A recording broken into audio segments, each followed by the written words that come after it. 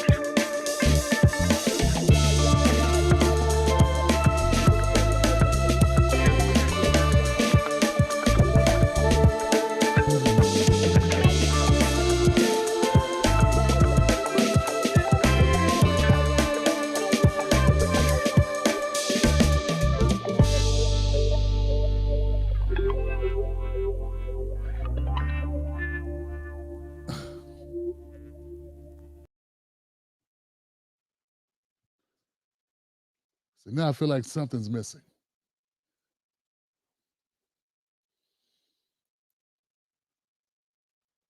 Get out of here.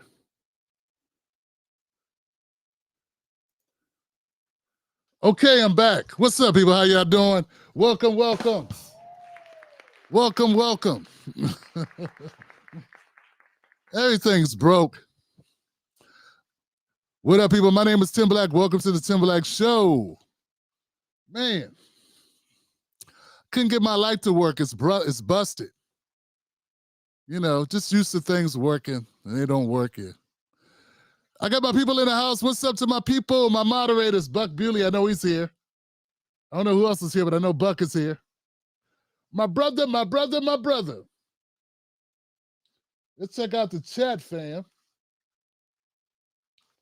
Somebody's got a birthday. Yo, what's up, Buck? My moderator, Buck Bewley's in the house. Give it up for Buck.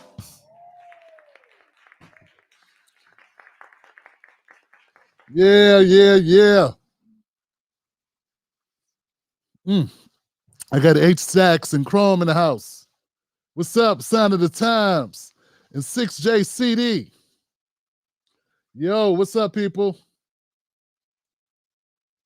Feels all dark in the back. It's crazy. What's going on, Amen Oz in Tech Gooey C? My people, my people, my people. Hope you can hear me fine. I guess I would know by now. Oh, man. We in the building. Zen Soulful. Yo, what's up? Bruce Newsom and Tay Diggs in the house. Oh, man, I know we had the squad. I know we had the squad present and accounted for. What's up, squad? How y'all doing, man? Yeah. Doing all right. I got my people in the house. Hey, they came through. Look, man. We've been on a little bit of a tear, Katrina Prater. Volvo to love, or Volvo to love. Yeah. And we are doing what we do, man. It is Friday night. Brother Tim Black's burning both candles at both ends and the ends of the candles and the whole damn house. Just burn it all. Yeah. So anybody that's new to the show, this is a politics, Black culture, and breaking news channel. That's what we do here. And we got great people that come through. They call the Tim Black Wolfpack. What's up, Wolfpack? How y'all doing? Tim Black Wolfpack is in the building. I'm still trying to figure out things, and it's like I don't have time to play around with it. I'm kind of learning when I do shows, which is not good. Learning how things work while you need to make the thing work. Supposed to learn how to do things when you're not doing the show. So look, man, we got the whole people, all the people. We got the best. I want to thank everybody that's a member of the Tim Black Wolfpack. These are the people that keep the lights on running in here, except for this sign. The lights are running. I can't even complain about the sign. How long is sign supposed to last? I don't know, man. The power supply was lit. I just thought I needed a battery. I'm running around last minute, trying to put a battery in the remote. The remote could be busted, but then it's got a light on the remote. And it's infrared light. And it's trying. It's like, please help me, Tim. I want to cut on, Tim, but I can't cut on, Tim. That's what she said. I can't cut on, Tim. So what we're doing here tonight, man, is we're going over some stuff. Look, man, the title tonight is Charlie Kirk's Legacy. And I was kind of torn between legacy, immortality, mortality, power. But anyway, we'll get to it. We got a bunch of Charlie Kirk stuff to talk about. We got some Tabitha Brown stuff to talk about. Yeah, we got some Tabitha to talk about. That's going to be good. Yeah. Yeah, can't make it all be Kirk. I am kirked out. Listen, Spock. I am all kirked out, Spock. Come on, Spock. Shout out to that. That's good. That's good. It's my Charlie Kirk. The real Charlie Kirk. No one's talking about William Shatner these days. Timmy's 96. No, I'm not. 96, I am. 92. For God's sake, Tim Black. I tell you, man. We are good to go. We are right here in the building. Some rockers mean steps on the scene with a vein in a pocket full of cream. The cream doesn't symbolize a finger on the top, but RoboCop last year was a shock. The problem of the pop pipe cut tricks your butt. Kids are screaming, the media says, what? Shout out to Chubb Rock in the building, man. I met that brother back in like 90-something. A couple of my brothers, I think they went to Morgan or something. They knew him. He made a career out of that. Just the two of us. He had a career out of one track, man. Why come Rob Bass didn't do that? What happened to Rob Bass? Anyway, guys, so look. We got a lot to get to tonight. We got people in the building. I got a lot of clips, man. I'm telling you, I'm the clip guy tonight. I got a loaded clip fully loaded clip. Gangsta. Yeah, man, I'm loading up the wheels of steel. Call me Primo. DJ Premier. It's the world premiere. My people in the building, we got DeAndre, we got Sherry Covington. The people are coming through, man. Thank y'all, man. I'm trying to give you some time, Nicholas Rivera, to come through. And they are showing up. Share this on your social media. My people, my people, my people. Can we get some shares on social? You want to support the Tim Black Show? Yeah. Go to jointimblack.com, become a member of the show. It's only $5 a month. $5 a month to start out with. And you get access to everything. You go one place. You get all my links. Plus, I have ebooks that I'm putting out. I got this new ebook I want to put out. And you'll get it first. My people get everything first. Then the world gets it. So go to Join Tim Black. Type in jointimblack.com. That should take you to it. I'm on Patreon. I'm also on YouTube, as you know, as Tim Black Wolfpack. You can become a member of the Wolfpack at the VIP level. That's dope. Give it up for that. And if you're a coffee drinker like I am, this little sucker right here comes in handy, fam. This is the Tim Black Show mug, and it says politics for the people. I don't know if you can see that. Politics for the people, and that's because the politics that we do here is for the people, not for corporations. And it's not for the politicians. It's for the people, the people, the people. That's who it's for, fam. And that's why we do it, man. That's why we do it. So, I think we're good to go. I think we're good to go for the day. I think we can have a show now. I think we're good to go. We got people coming in. Hit the share button. Hit the like button. Are we on Twitter? I got any Twitter people? Any Facebook people? Man, Facebook just be like, forget you, Tim Black. I got over 130,000, something crazy number on Facebook. But I can't seem to get them. I can't seem to get the Facebook to let my people to give me any awareness on Facebook, man. Forget money. I'm just trying to get awareness. They demonetized me long ago. You know, I had to sue Facebook to get my little bit of money out their ass. Did you know that? Did you know I had to do that? And that's something when you got to take, it said Zuckerberg. It said Meta, and it said Zuckerberg on my court papers. Had to sue him. Took 2 years. We ain't even talking about a lot of money, but I had to do them. You don't just steal from us. I'm a small businessman. You hear me? I'm a small businessman. Small businessman. What? I'm a small business. My business is so small, I got to whisper it when I say it. Yeah, man, I'm a small businessman. We have a small business. It's a small business. It's not large at all. I almost want to apologize for it. I got a great personality, though, but I'm a small businessman. Shout out to the comedian Godfrey for being such a good sport.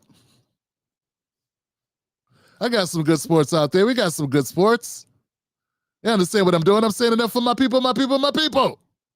I'm standing up for my people. That's all I'm doing. That's it. Black America in the working class. I don't roll with the elites. And they don't roll with me. We're even. Y'all ready for the bang, bang, bang? Look, man, all this talk about Charlie Kirk has got some people pretty pissed off. But you know what happens? Whenever there's adversity, black people rise to the occasion. Take this, for instance. I said, man, this sister is rising to the occasion.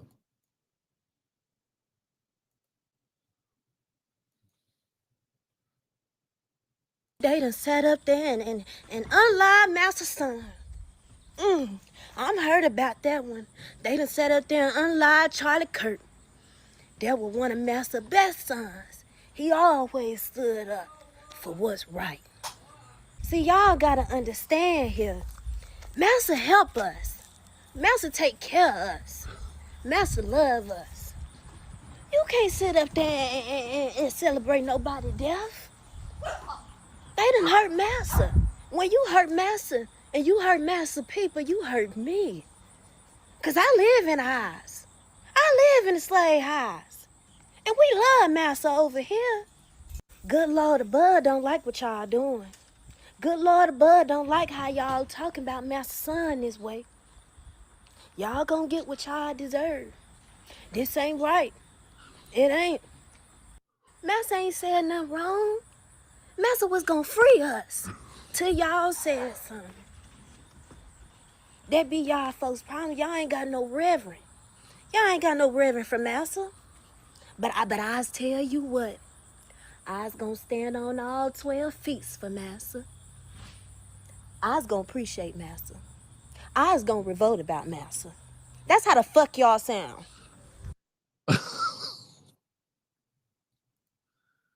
Give it up for that sister, man. Jesus Christ, man. I don't know, man. We some creative people, man. That's all I'm saying. We are creative people. And I hate to say it, but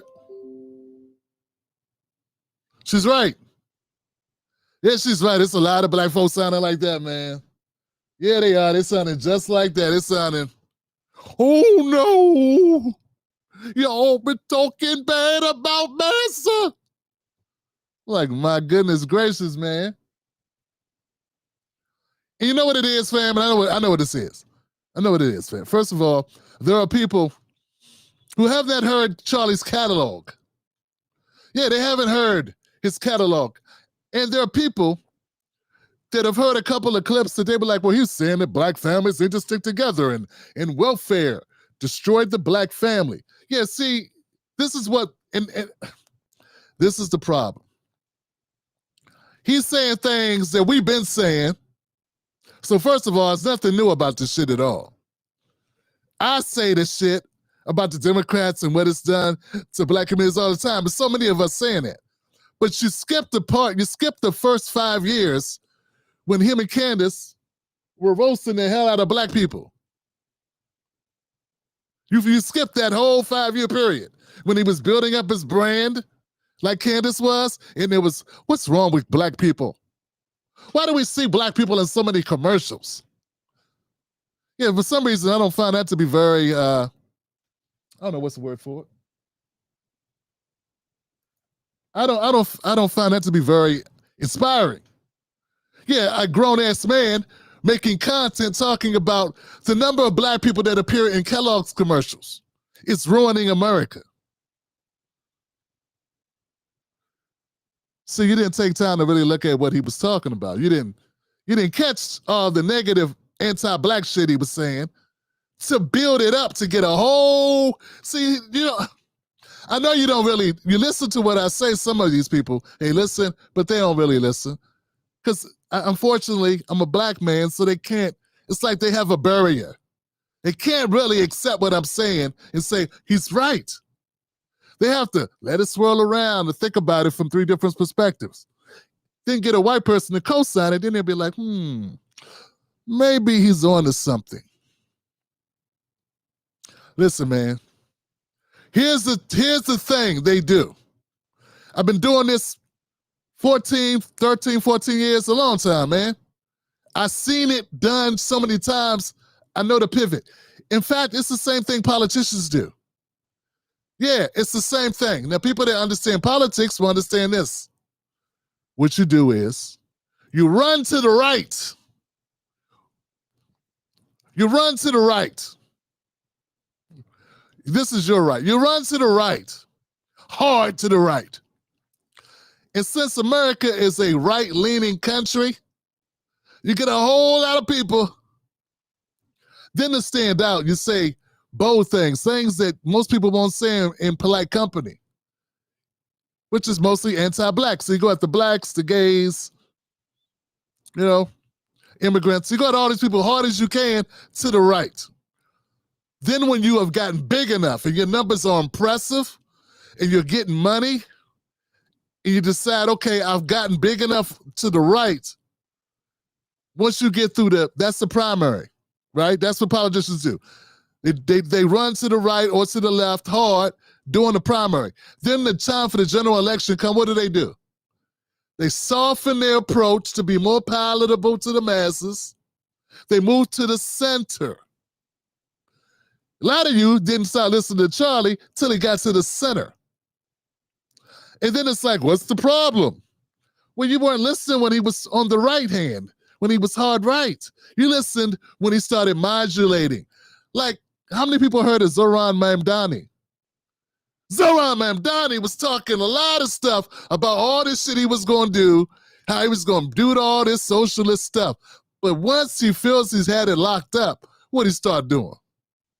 Well, I don't really think Jewish people are wrong about Israel. We could have a two-state solution, and maybe he started doing all this stuff. I've been seeing lefties' heads explode online because even he's starting to do it already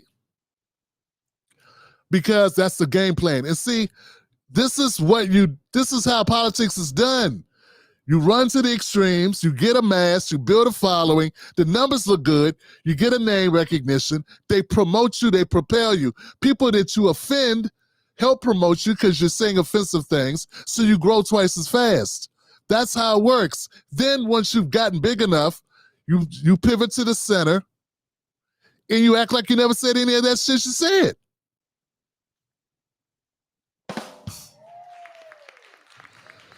Now, I could charge you for that information because that's actually political strategy. This is how politicians run campaigns. This is how a lot of media entities run their careers. Megyn Kelly did it. But the problem is, if you piss off the wrong people, you may never be able to maintain a mainstream following because people remember what you said. Candace Owens is having a problem trying to transition too, because she said so many things that Black America ain't trying to let her back. And if she's a Black woman and she can't pull Black people, well, you kind of stab yourself in the back because look at something Steele, whatever her name is.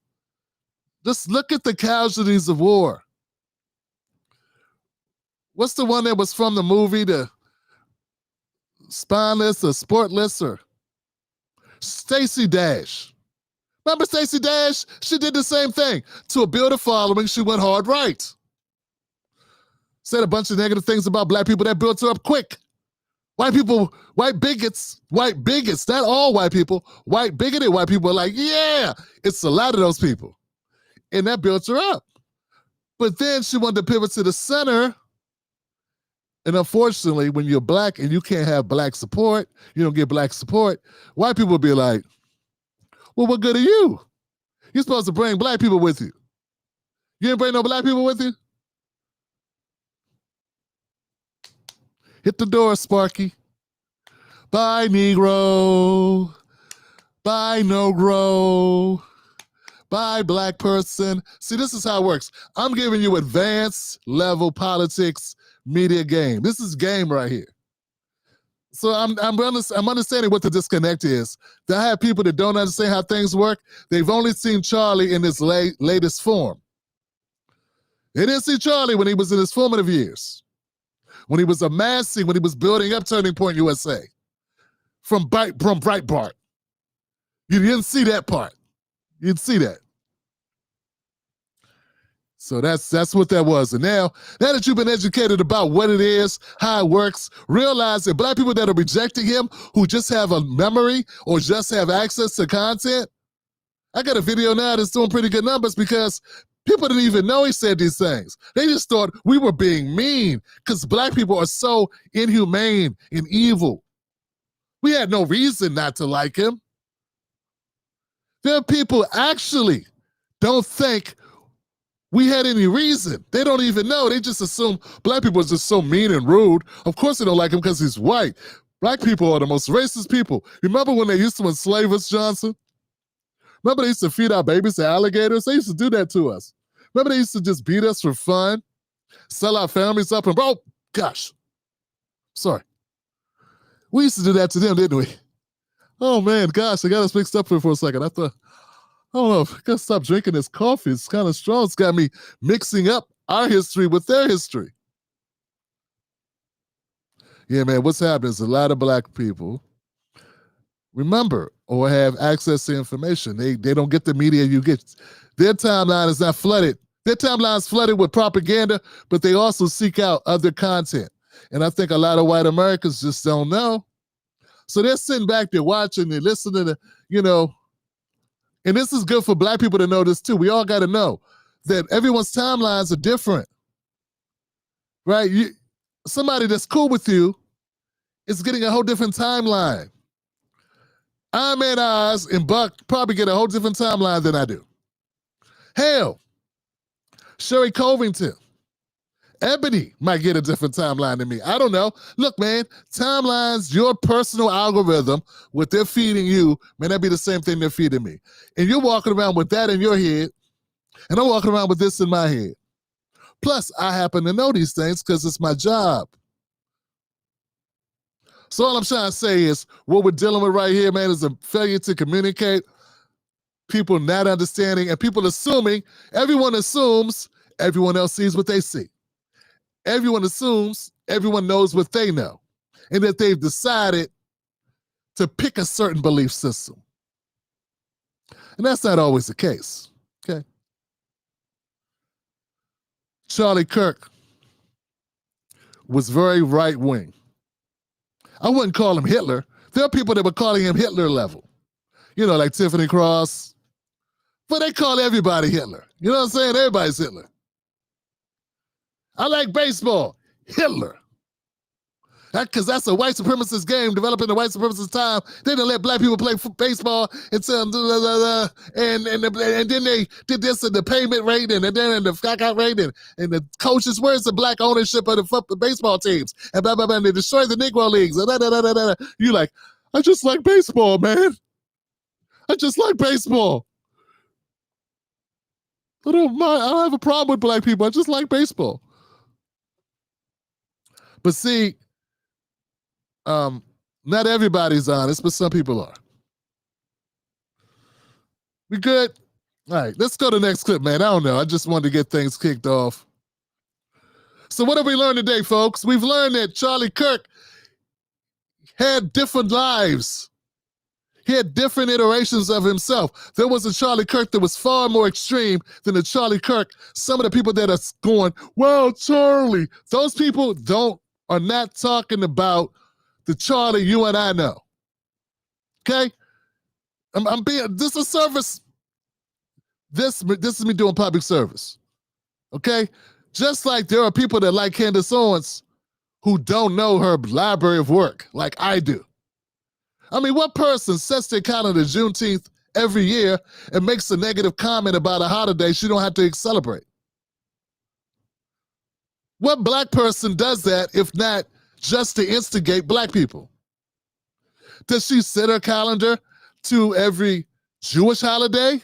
And then when those holidays come up, does she tweet out that these are not real holidays and they're ghetto?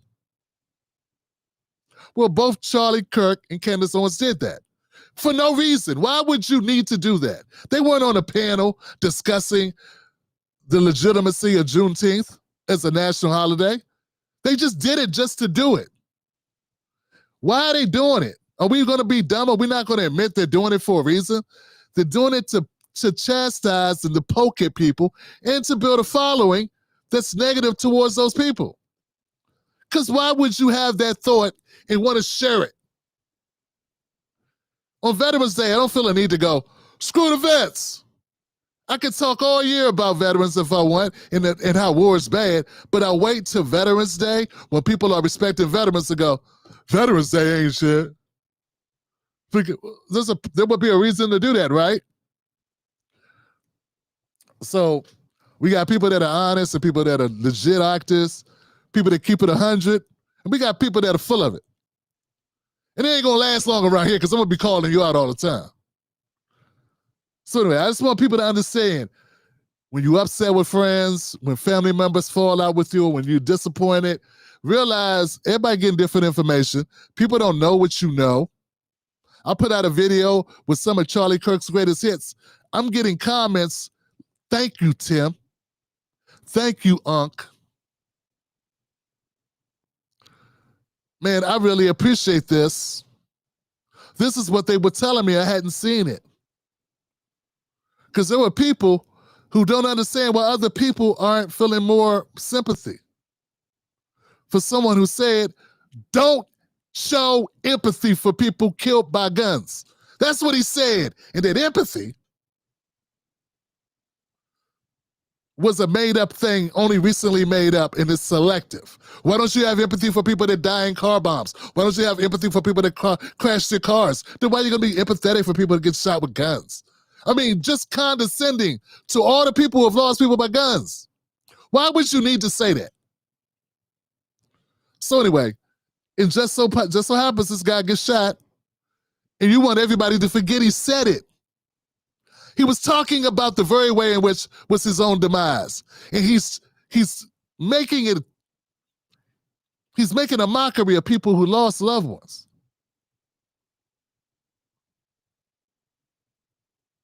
And people are holding him to account for that via their own little timelines.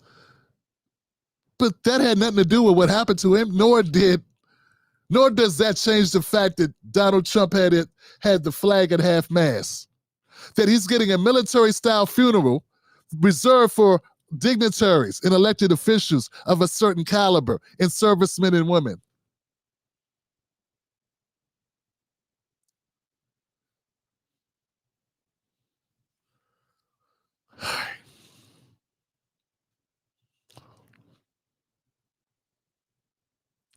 Well, look, man, if I can't convince you, I just can't.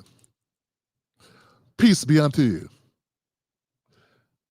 Let's see what else we got. I got a bunch of other clips available. It is Friday, Johnson.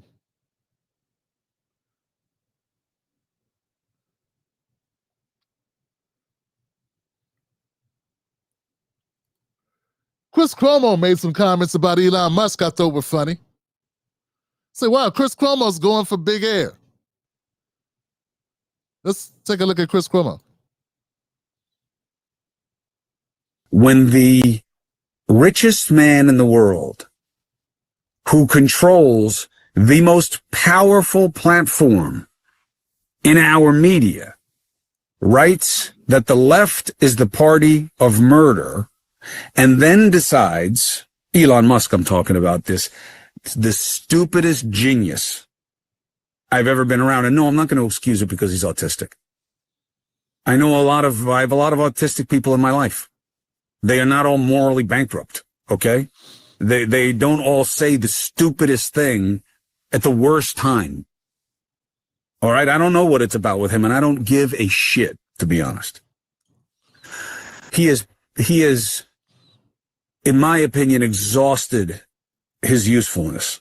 Now, does that mean he should be murdered? No, because that's not how I see the value of human life. But would I be surprised? No. I wouldn't be surprised if it's me.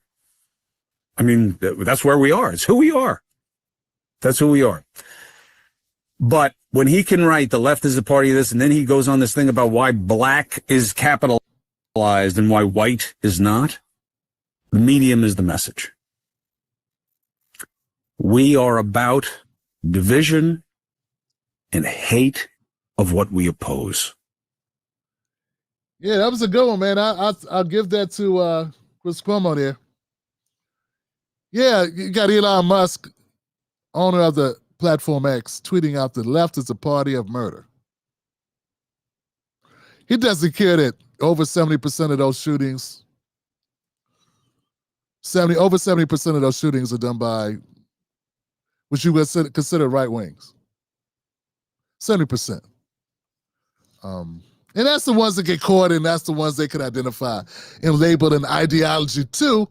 But still, that's a big number compared to like 4%. Like 4% of the mass shooting type politically ideology stuff are lefties. left radicals. Only like 2% of black, whatever nation, black power, or whatever that is. They try to label black people. Only like 2%, some shit like that.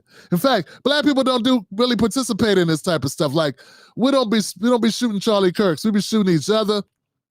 You know what I'm saying? And that's got to change. We got to stop shooting each other. But anybody that had in their mind, oh, this is going to end up being a black guy pissed off about comments Charlie Kirk made 5 years ago or 4 years ago or even 3 years ago, back during Floyd or during the DEI time. He's not talking that long ago when he's making these comments. But there's so many bad actors. There's so many people using black people as a stepping stone and a trampoline to get to the money by dogging us out and name calling us and stereotyping us. Like, we want to go out to everybody that did that. We wouldn't have time to wash our cars. We wouldn't have time to kick it on Sunday or to go to church. We'd be so busy. Going after black people is a sport. I don't think people understand how many networks and channels and storylines and movies and things are based on going after the black people. It's in the fabric of the country. So this idea that, this idea that black people get preferential treatment, that's something that Charlie was saying. Black people get preferential treatment. We pander to black people. All because now you can't call us N-word in public. I mean, you can. It's not like if you call us the N-word in public, you get struck by lightning, or somebody runs up and throws you in jail. That's not what happens. Charlie was fighting for us. Charlie, on more than one occasion, said civil rights was a mistake. Black people should never be given civil rights. White people didn't need to be given civil rights because they were considered human beings. So civil rights really didn't apply to them in that way. They were already considered human.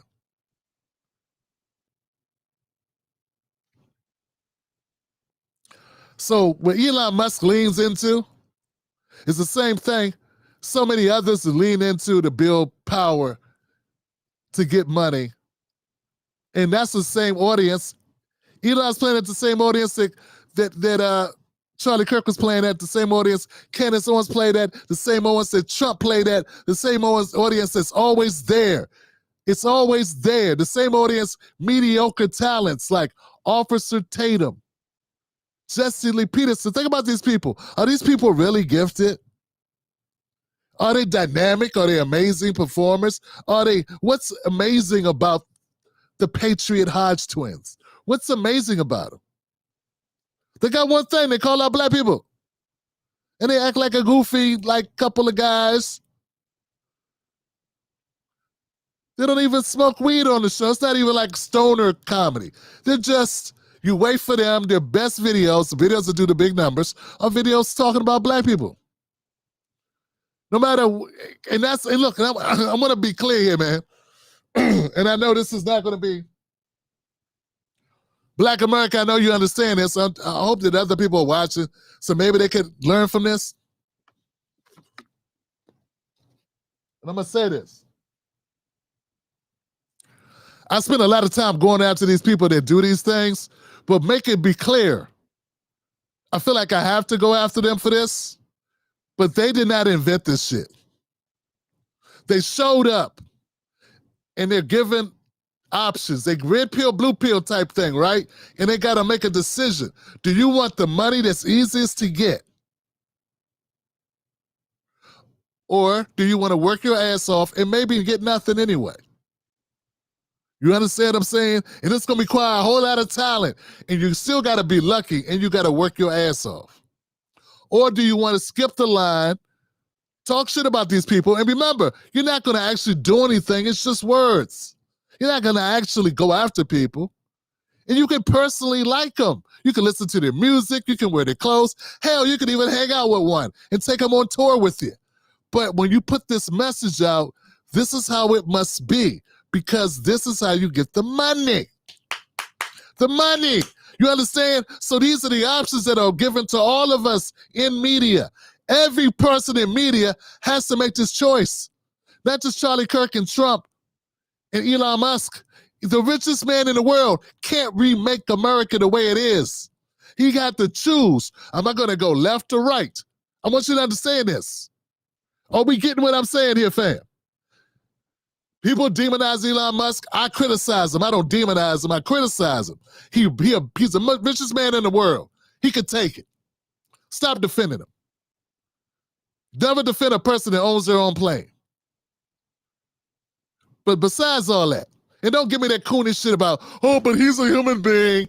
You know, a lot of people didn't feel that way about us for centuries. And we're not talking about the 1500s, dum-dum. Talking about up to 1970. Black guys in business suits, black men in shirts, ties, and suits getting spit on by white guys in wife beaters holding a Budweiser beer in their hand. Wake up. And you come all virtuous. Oh, but, oh God, we can't be this way because God wants us to love her. I can't believe it. Believe it. But back to my point, man.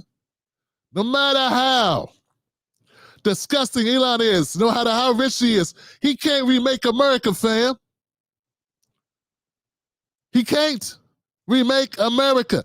He has to make the choice too. He couldn't pivot to the left because that's what Twitter already was. And the way to get the money is to go hard left or what? Hard right. That's it.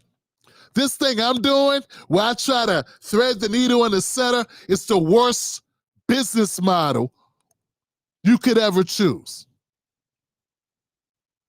You understand what I'm saying? It is the worst. People say, Tim Black, I just found your channel today. No shit. Here's why. Because I chose not to do either of those things. You understand what I'm saying? You have to understand it. And choosing to support black people puts you in a category. You're lucky if you'll be able to afford a sandwich.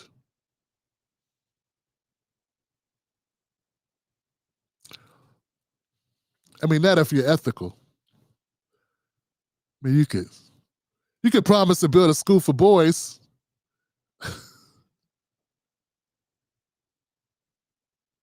What do you think a plant is? Maybe people don't understand the definitions of these words. Anyway, I hope I'm clear, man. Hope this has resonated with my people, man, because I took it's been many hours of going over this, looking at it and coming at different points. Everyone has to make this decision. And the America don't like nuance. It doesn't like clever thoughts. It wants simple, good, bad. Good, bad. Evil, saint. That's what they want. They want good, bad, evil, saint, black, white, hot, cold, simple. You get it, you understand it. If people got to sit around and figure out, God, I give up. I don't even think they tend to spend that much time trying to figure your shit out. If they got to think for more than 3 seconds, literally 3 seconds, what side you on? If you're on a side they want you to be on, they out of there. Gone. Finito. Pants on fire. Gone. You understand what I'm saying? The levees broke. Gone. You understand what I'm saying? That type of gone. Hope I'm penetrating some of the nonsense and the propaganda that people be listening to, man. Let's keep going, fam. I'm getting all caught up here. I got so many other clips. Come on, Timberlake.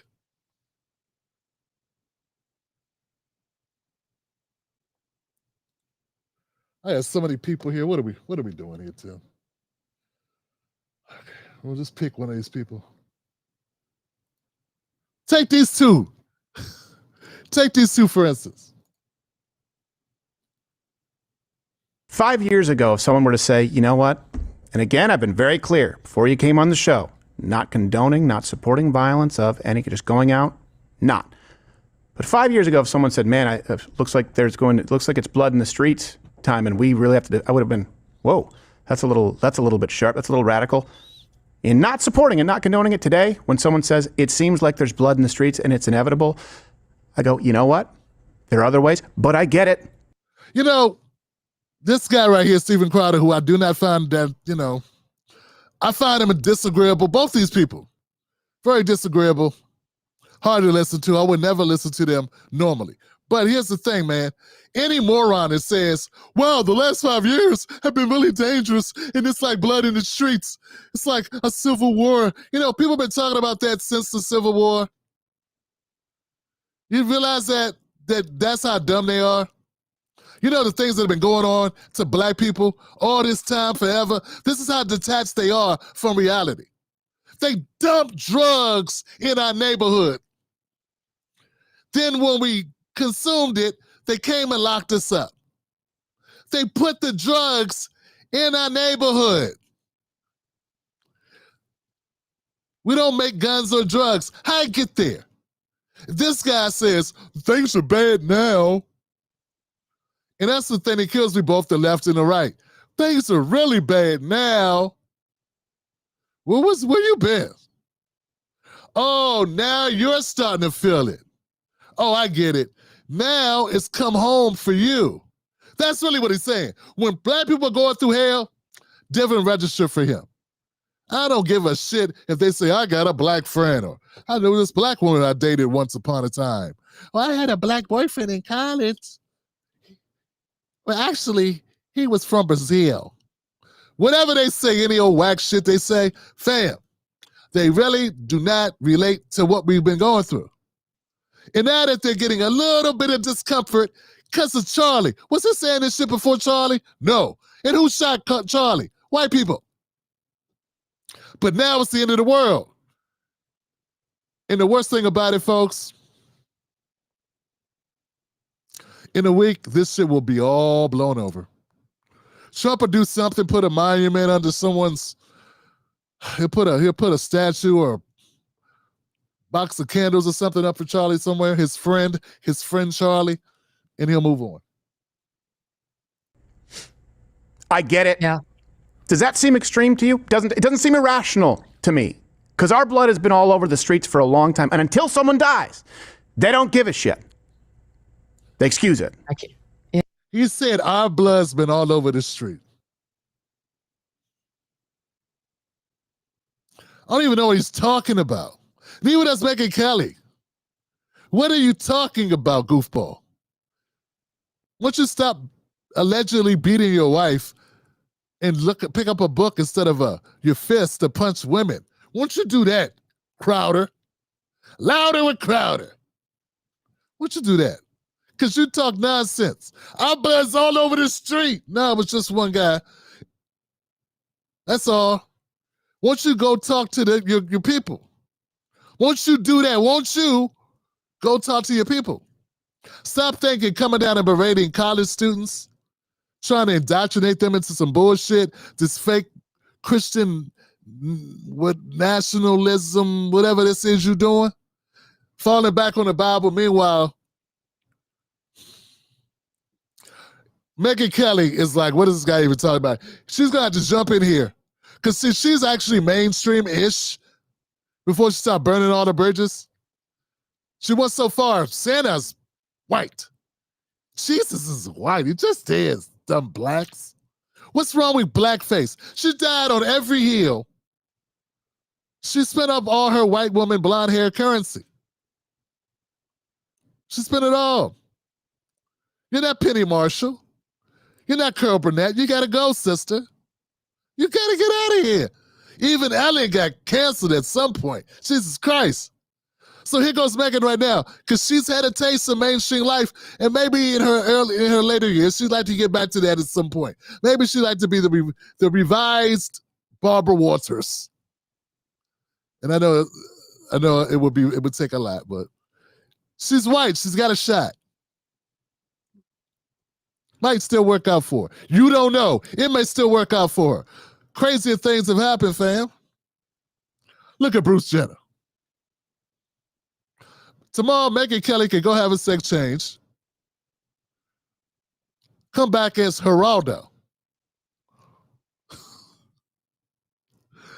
And she probably win Man of the Year. Because it's all white if it's all white. But anyway, listen to Megyn Kelly try to save this shit. This is hilarious. You ain't gonna say, look at. You know, I know you're not rooting for it, and I'm not rooting for it either. You're saying, as a practical matter, wouldn't that be the next logical thing to expect, given how angry the right is, how victimized the right has been? I mean, truly, the left loves to play the victim. Look and see what Megyn Kelly did there real slick. She just backed his goofy ass down. Like, look, man. Megyn's like, look, I have a career. If you want to be out here calling for violence and tying me up on it and having my face on the screen, no sir, buddy. You're your frat boy toys. This ain't Animal House. I got a life. I'm not stuck to the internet. I do this shit, but not how you do it, you know? I'm known. She had to come in and clean it up because this guy's talking about blood in the streets, trying to get all radical and shit. She's like, hold on. Look, I know that's not what you mean. And look, Megyn Kelly, listen to what I'm saying, guys. I want to make sure everybody caught it. Shit. They excuse it. You know, I know you're not. A long time. And until someone dies, they don't give a shit. They excuse it. You know, I know you're not rooting for it, and I'm not rooting for it either. You're saying, as a practical matter, wouldn't that be the next logical thing to expect, given how angry the right is, how victimized the right? Yeah, she says, I know you're not rooting for it. I know you're not doing that because you're not a dumbass, are you, Stephen? I know you're not that dumb, Stephen. I was at a rally trying to help Nina Turner get elected in Ohio. I went to Ohio. Me and my whole family went. We joined there with Dr. Cornel West. Killer Mike was there. Danny Glover was there. We were all there to support Nina Turner's campaign. I was having an interview with Nina Turner and Killer Mike. It's a couple years ago. It's hot as hell. It's like mid of August. God, it was hot. Anyway, it was around the time that Killer Mike was getting backlash from Senator Clyburn about comments that Killer Mike had made about Clyburn. And like Killer Mike called Clyburn out. He's like, Clyburn is I can't even do a Killer Mike voice, but it was like, I'm looking at Senator Clyburn, I'm looking at Representative Clyburn, and I'm seeing a black man just selling black people out or something, black people, and he's throwing in for black, and he's doing this, he's doing that, and he's campaigning against the black woman. He needs to be fighting for the upliftment of the black woman, and I don't know what he's doing in South Carolina, over here in Ohio, trying to mess with this election or whatever. He just kind of went at Clyburn a bit, okay? So I'm sitting there with Senator Nina Turner, I'm sitting there with Killer Mike, just us three. We're being filmed. And I'm like talking to Killer Mike. And I'm like, Killer Mike, let's talk a little bit about those comments you made about Representative Clyburn, brother. Do you really feel that way? Nina Turner was running for office. You know what Nina Turner did? She's sitting between us, right? Now, Killer Mike's like, oh, yeah, sure, I explained exactly what I meant. Nina Turner said, excuse me, y'all. She got up and walked the fuck off. She got up and walked away and said, I'll see you later when y'all finish talking about this shit. Because she didn't want to be a part of it because she wanted a career. She ain't going to let you drag us bad enough that Clyburn was using those words, those statements, to bring all the Democrats to the lawn, to the yard, and to trash your campaign. So what I'm saying is, and the reason why I bring that up, I bring it up because that's exactly what Megyn Kelly was doing here. Megyn Kelly was this close to getting up and just walking the hell off. Because she's not there for that. You're not going to destroy her life talking this crazy stuff. Killer Mike's not a politician. I'm not a politician. We can talk about whatever we want to talk about freely. Steven Crowder is not a serious person compared to Megyn Kelly. I don't care how many followers he has on Twitter. I don't care how many followers he has on Twitch. Megyn Kelly gets speaking engagements. Probably $50,000, $60,000, $75,000 a pop. You think someone's paying Steven Crowder to talk? Maybe on YouTube. He goes to $5. I was putting things in perspective, that's all. Just kind of keep it real. So Megyn Kelly's like, She did a Dwayne Wayne on this joint. I know that's not what you meant. You don't mean real blood in the street. You mean that fake blood, like Kool-Aid blood? Because I don't mean that, and I know you don't mean that because you're not an idiot. You don't want to go to jail. And you're not trying to ruin our careers or your career. Right, dummy? Right, moron? Got the Magoo face. Right, dum-dum? Right, dum-dum? Okay, dum-dum. I know you don't want to go to hell, dum-dum. I know you didn't mean to say that, did you, dum-dum? Come on, dum-dum. Come on, dum-dum. Say your little dumb mugs. Don't ruin my career because you're dum-dum, dum-dum. Don't be a dum-dum, dum-dum. Oh, what you just said was super dumb. Megyn Kelly letting Steven Crowder destroy her reputation any worse than it is will be a humongous waste of bleached blonde white lady stuff.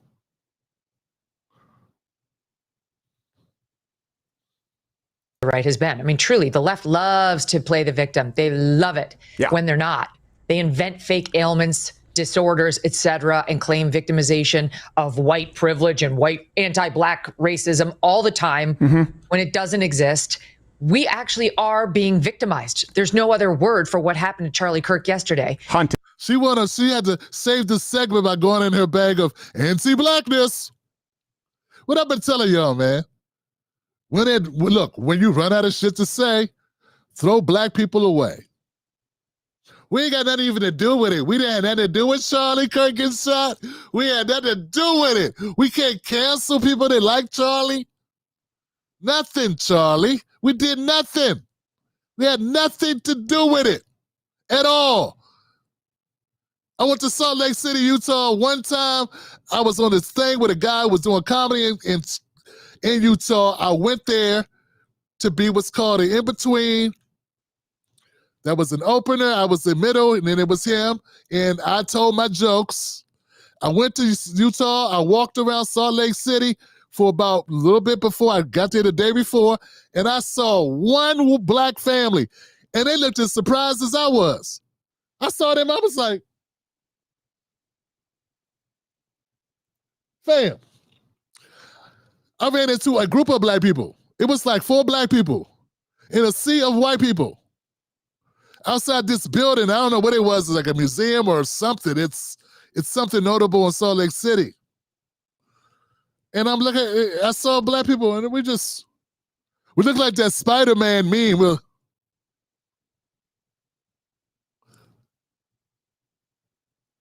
We all just stopped and started pointing at each other. It was almost like that movie Scanners, when the scanner people see the real person and but no, I don't know why I threw that in, man. I'm old, man. Y'all like, what movie Scanners? It was weird. People just explode. It was crazy. Now it's just too much Chipotle. A bad burrito. Anyway, guys, what I'm saying is, Megyn Kelly went back to the old playbook. That's the playbook of the blacks. Throw the blacks under the table, which she does so well. She does it so well. Steven just got off the screen like, oh, let her have it. She's going to her old trusted, throw the blacks under the bus.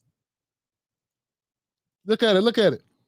They invent fake ailments, disorders, etc., and claim victimization of white privilege and white anti-black racism all the time when it doesn't exist. We actually are being victimized. There's no other word for what happened to Charlie Kirk yesterday. Hunted. He was hunted, and they victimized his beautiful wife and their beautiful children and all of us who loved him and his message. That's actual victimization, a word I hate, but it happens to apply here. But they don't see it. You know, they don't see it. She said, look, listen, guys, yeah, you heard it. Megyn said we were victimized. We, as in all the white people, were victimized. No, you weren't. Charlie was. Fam, they're turning Charlie into a symbol.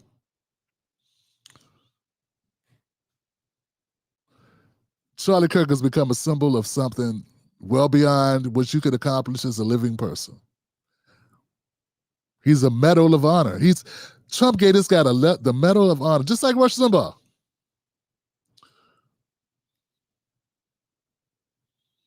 It's something else, fam. This is something else. And Megyn Kelly's like, we're being victimized. I hate to use those words, but we really are. So when other people are shot, can they say that they're victims, that they're being victimized? But you always say, don't be a victim. So she got caught in her own rhetoric. She just spun out. She lost her balance. She slipped and fell in her own trap.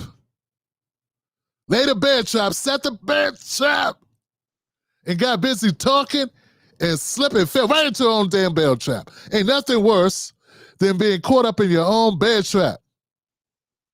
I saw a movie like that called The Bear. Anthony Hopkins, the brother from Soul Food or something. You know, the one from Oz, and he was in that show From. You know what I'm talking about. I forget his name. Love and Basketball. No, he's the other one. Anyway, More Better Blue. No, I forget the name of it. He was dating Sanaa Lathan or something. I don't know. I can't remember. His girlfriend had a bad, but she was bad, but she was bad to deal with. She's a horrible individual. I forget. People know what I'm talking about. You know what I'm talking about? Have I gone on long enough for people to know what I'm talking about? What's the black movie? Best Man. That's it. I got it. Best Man. His name is something Gerald, or the guy who shot him in the right wing with Medal of Freedom. I rolled. Anyway, I'm behind times here. Harold Perrineau, Harold something. That's what it is. Now I don't even remember why I needed to know his name, but that's whose name I was trying to think of. Oh, the bear. Megyn Kelly set a bear trap to catch the bear, black people, and then she stepped in it. Just like Harold Perrineau in that movie called The Bear, starring Anthony Hopkins. Harold Perrineau, that's the brother from Best Man with the dreads, with the locks, with the twists. Don't say dreads, Tim. That's a negative connotation. And I'm bald, so I'm allowed it. It's okay if I get it wrong. I don't have any of that shit. Scalp. I know that. What kind of hair do you got? Scalp. But you know what I'm saying, right? She set a trap and then she stepped in her own trap. And that's embarrassing. She fell right into the bear fall. The dead fall. That's the dead fall. She fell right into the dead fall, yo. That's bad, fam. So what did we learn today, folks? We learned today that Charlie Kirk and Megyn Kelly are victims. You heard it here. And for some reason, I don't think that's the appropriate way to honor Charlie Kirk. Bad white nationalists. Next. And they should not get me started. Dude on From. Dude on From. That's what I need to say. Dude on From. That's funny. That's what it was, Satire. Yeah. Next. What Buck say that was funny? We need to get Tim. We need to get Tim to wear a Don King wig for Halloween. Buck, are you trying to exploit the black guy? Is that what you're trying to do, Buck? Buck, not you. Are you trying to mock black people? No, just you, Tim. All right. Give it up for Buck Billy on that. Come on, Tim. I love everybody, Tim. I just love people. I want to see you do well, Tim. Tim, I want you to do well. Me and my mom love you. Now go after Trump.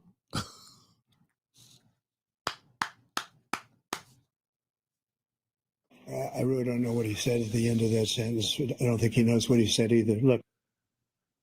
Now is where I remind you that this is the Tim Black Show. We live stream Monday, Wednesdays, Fridays, and Sundays right here, 10:30 p.m. Eastern Standard Time.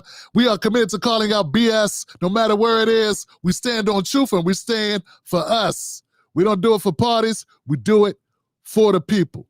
To become a part of the Tim Black Wolf Pack, go to jointimblack.com. Do it now. Next.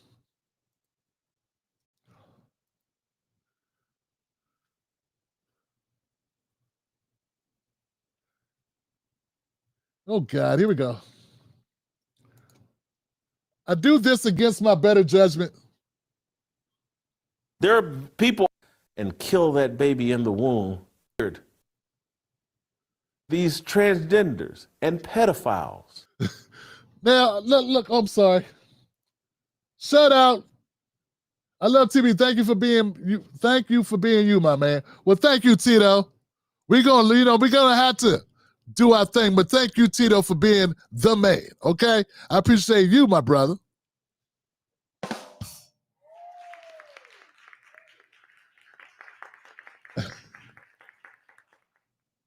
I don't have locks, I have dreads and love them. I feel you. Hey, man, this is what people tell me, man. And that's the thing, when you get older, people tell you stuff, you don't know if it's true or not. I'm like, okay, don't say that, okay. It don't cost me no money. My son has, I think he calls them locks. It doesn't matter, he's happy. I worry about him because people stereotype him, but it's not like he's gonna stop being black if he cuts him off, so he'll still be black. Okay.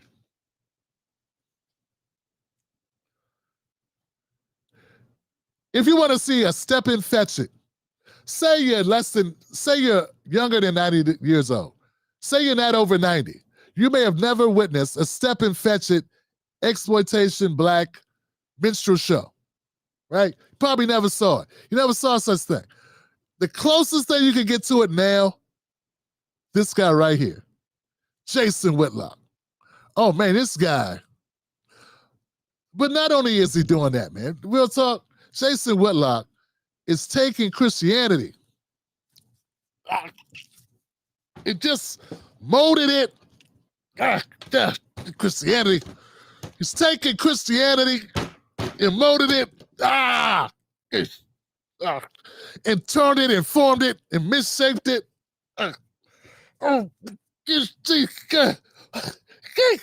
Jesus. Christianity into something abominable, deformative.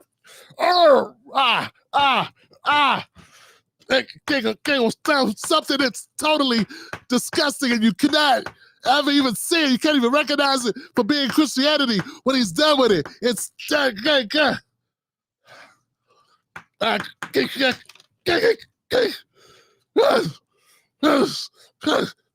he's about Christianity, Robert De Niro and Joe Pesci, bossy motherfucker.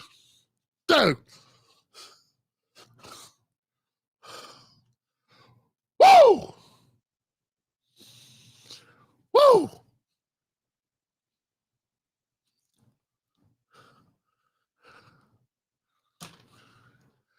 That's what Jason Whitlock has done to Christianity. Just to fit his own vile storylines and narratives. So his silverback built ass can maintain a career over there at the Blaze. Now that no other sports agency will have him.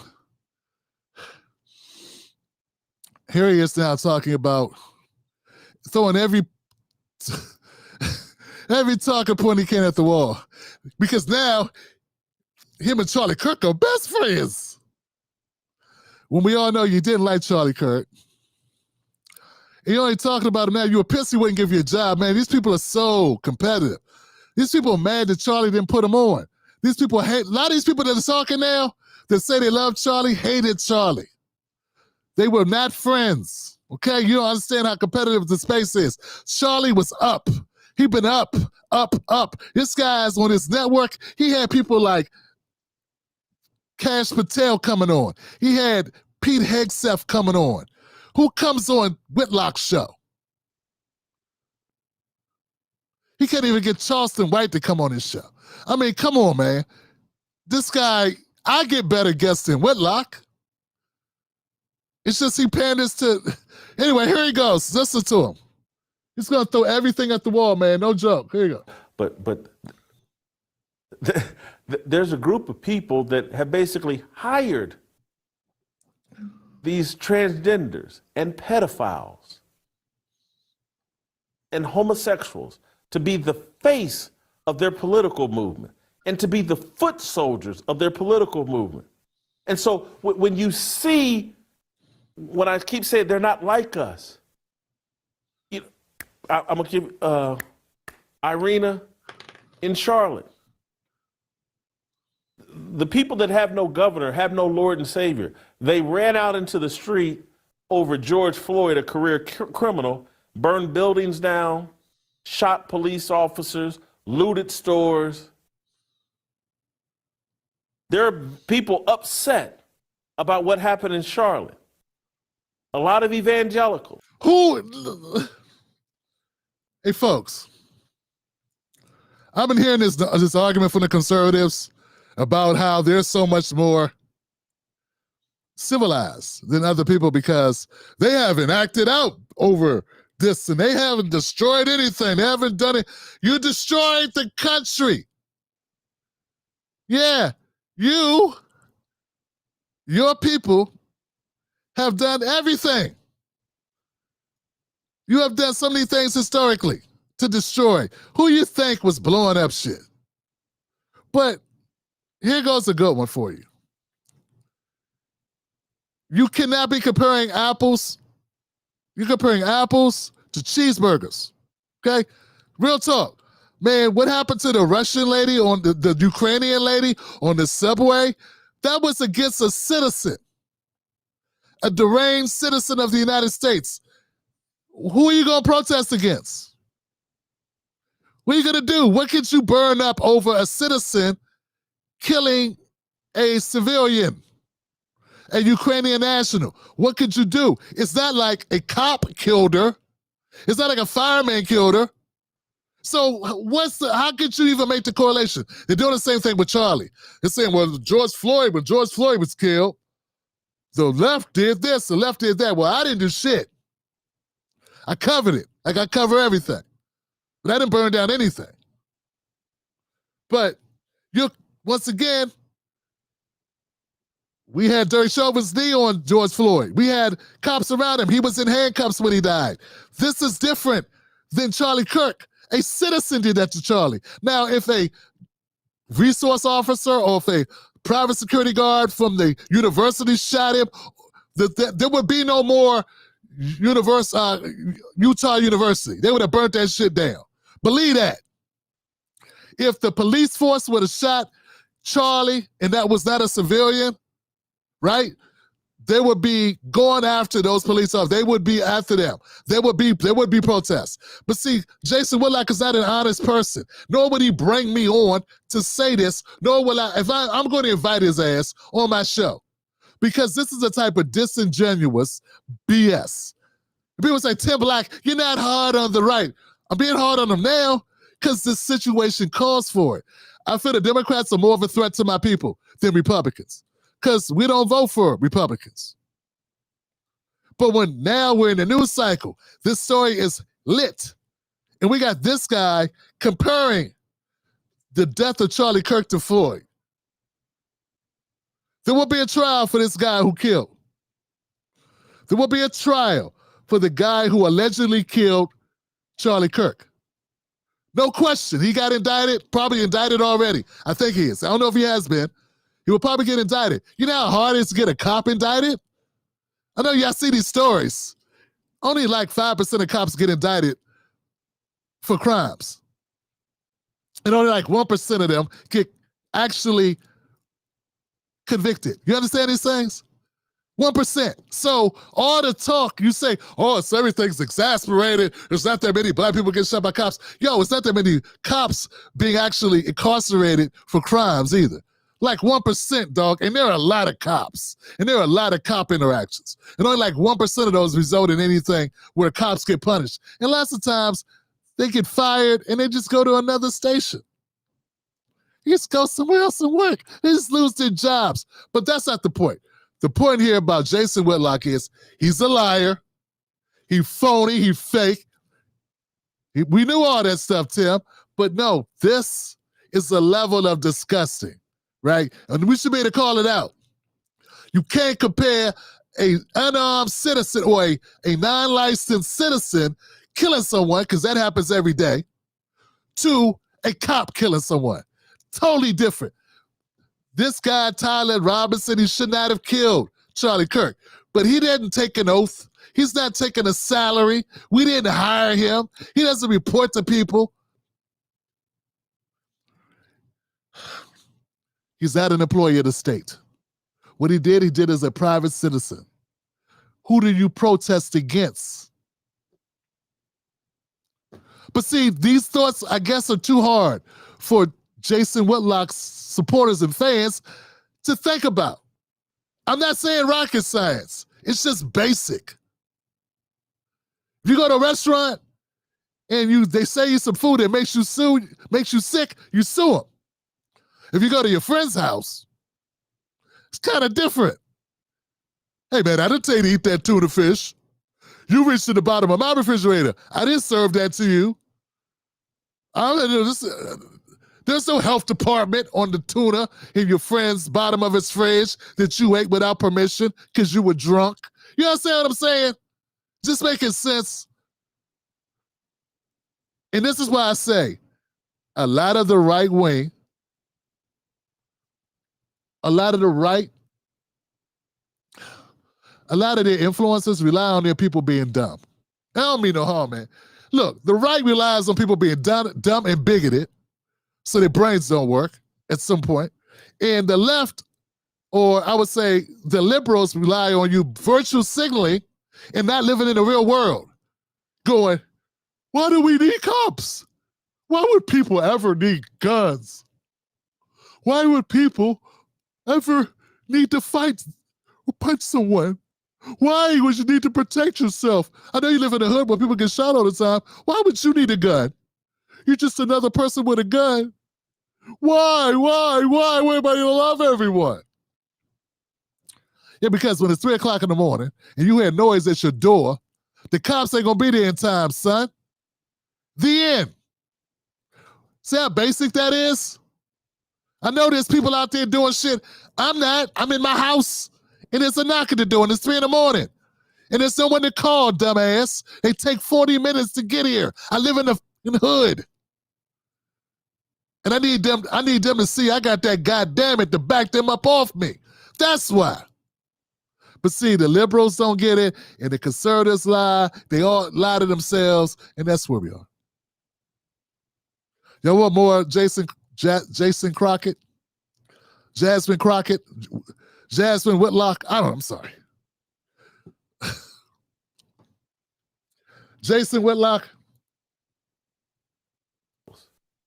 A lot of conservatives are upset. No one's run out into the street and burned any buildings down. Around Van Jones that sat here. I read something about not getting angry. The Alphabet Mafia, these people are crazy. Everybody got their wake-up call that we could all be greenlit. You need to eat some greens. You need to eat a lot of greens. I can still sit up straight. You have given up.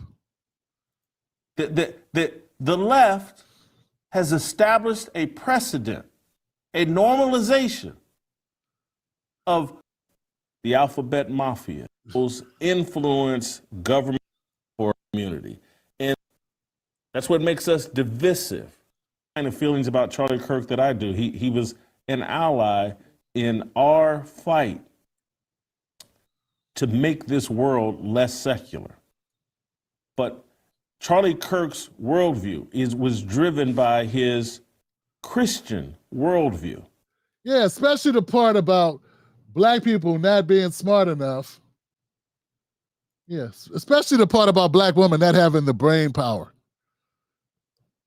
The brain power, the mental acuity to hold jobs. And if any job that a black person gets, they're not qualified for because they got preferential treatment getting the job. Because, there's no way that they could be actually qualified for anything. You got a white person sitting there. We pick the white person over the black person. We got to. We want the best, and why would we ever pick black people, ever? Tucker Carlson face. Why are black people not liking me? Yeah, man. People acting, they act like they don't understand us, which is the most gaslighting thing in the world, ain't it? They act like they don't get it. They get it. They perfectly understand it. Let's keep going, fam. Let's see what else we got. One of those days, fam. I know I can't play this, but I want to play it so badly. I'm about to cut down the music, but I want to play this clip of Donald Trump mourning his friend Charlie Kirk.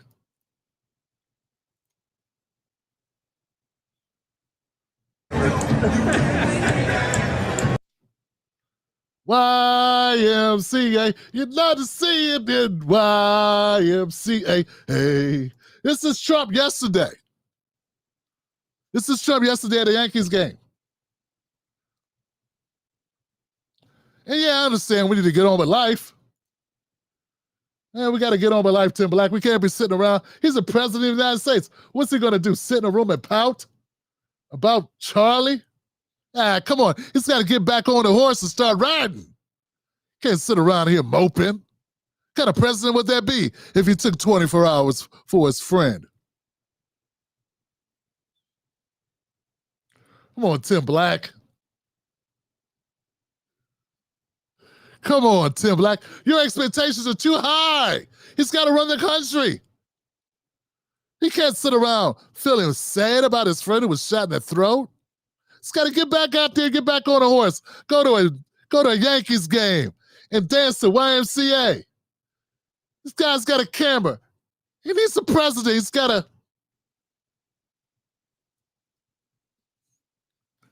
do the thing, baby.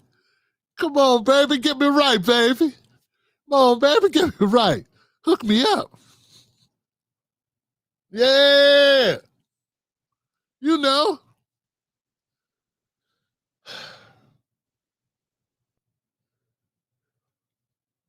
It is what it is, fam. There are people that don't understand these things. There are people that do not understand these things. They do not get it. I get it. I get it. They're trapped in delusional world. And those people, they need our help. I'm trying to rescue them. I'm throwing you a lifeline. I'm telling you to come into the light. Walk over here. Come from over by the window. Get away from the window. That's where the bullets come through. Get away. We got drivers that are drunk that drive through the window. Come over. Don't stand there. Don't put your back to the door. We need to see who's coming in. All I'm saying is wake up. Get your head in the game. Nothing is as it seems. People have different motives. A lot of money is at stake. Did you realize Charlie Kirk had 3,500 turning point chapters across the country? And he was pushing for the release of certain things. And he wouldn't stop. He was like a hound dog on a bone. He said, I'm not going to stop. I'm staying on it. Some things I've discovered as I went down did some digging yesterday, late last night, early this morning, digging in this stuff. I'm like, wow, this guy.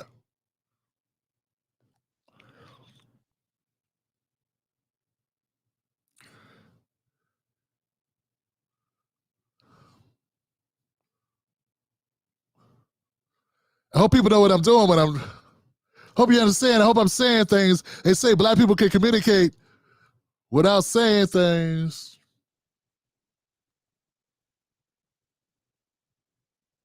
Am I communicating without saying things?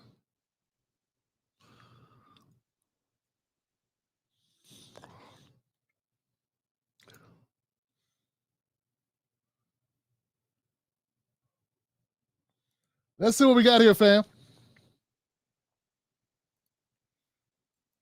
Sure, Michael, were you disappointed to hear those words from Trump? Disappointed. I mean, look, the president treated and saw Charlie Kirk like a son. That's from my understanding. And so I can understand the president being pretty pissed off if someone he treated like a son was just murdered. Now, look, I certainly believe in leaders calling for calm across the board. I've been very explicit about that. But I'm not going to sit here and pretend, Jim, that I haven't spent hours looking through my own social media, seeing people applaud this, seeing people excited about this, seeing people happy about this, and not conservatives. People on the other side. About the president of the United States. I know what you're asking. Who assigned blame entirely to one party. When you know the facts show that sadly, people claiming affiliation with both left and right have committed horrible acts of violence. Sure. But you know what? If the roles were reversed, Democrats, rightfully so, would say Republicans need to tell people on their side to calm down. I have not seen a significant number of Democratic leaders calling for people on their side to calm down. And again, I have seen a ton of social media posts of people applauding this. That's insane to me. But that's actually not true. Sure, Michael. You know, man. You know, if you go on to social media, you visit social media, you'll see people saying all types of crazy stuff. You have somebody teaching you how to drive a car with your feet, how to plant a garden with, I don't know, with a paper cup, or how to grow a garden out of a paper cup, how to clean dishes or clean glass with a Kleenex. I mean, there's all types of stuff online. That we can't let that be the barometer of how we determine how everybody feels in America.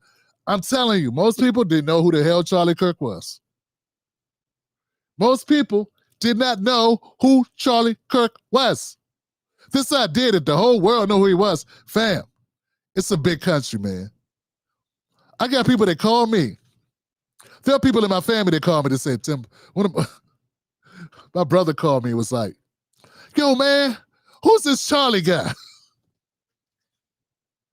He said, who's this Charlie guy? He said, I saw it on my timeline. I don't even know who he is. I said, hey, I know Tim knows. Man, tell me, man, what happened? Who is this guy? I'm trying to tell you, most people have no idea. So timelines, and this is something that I heard Charlie said. Someone was repeating some things that Charlie said. I think it was the governor of Utah. Timelines aren't life. And I've said that on my timeline. Timelines aren't life. That's not everybody. Just like voting. Just like voting isn't everybody. Half of America don't vote. And then only half of America, or 40% of Americans that vote, are Democrat, and about 35% are Republican, or something like that. And the swing voters kind of decide the other 15 to 20%, or whatever the hell. You know what I'm saying? Oh, whatever. So, and I guess I may be getting the numbers wrong, because I think independents are the biggest group of voters. They kind of go back and forth depending on who's running. But what I'm saying, folks, is we can't judge the real truth of the way Americans feel by what you see on your timeline, particularly if you're on X. X has an agenda to rile you up.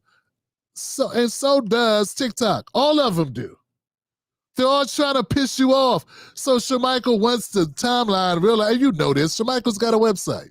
Shemichael, you got a website. Now, it's not a social media site. It's a show site. It's a video site, so that's different, I guess.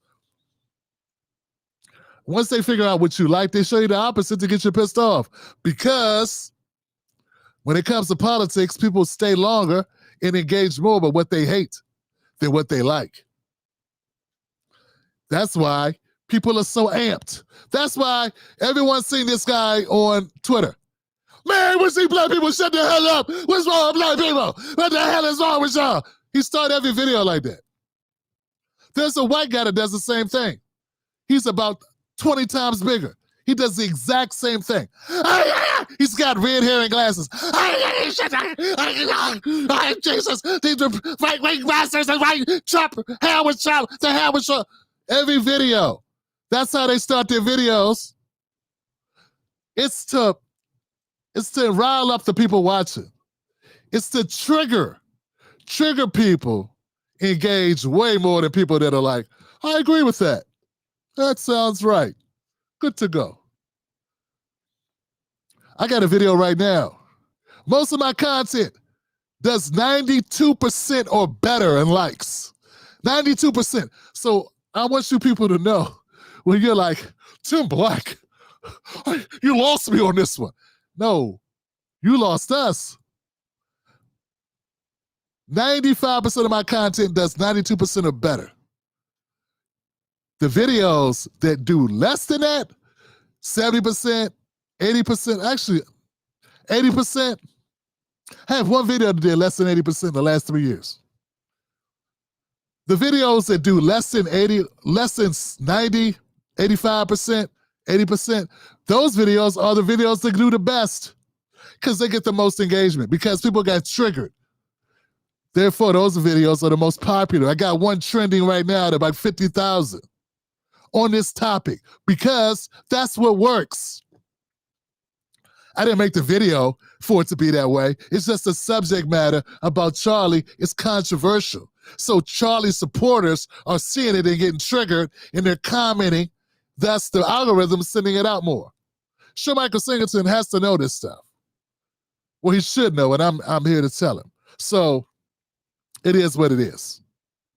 I don't know if Trump feels that Charlie was a son or not, but I know that if a president of the United States is calling out one side of the aisle and saying that they're the problem, that creates a perfect petri dish for a lot more ish to go down. And it sounds a lot like Obama, who said similar things. But now that I think about it, Obama tried to be a lot more diplomatic. Didn't Obama try to be a lot more diplomatic? Yes, I think he did.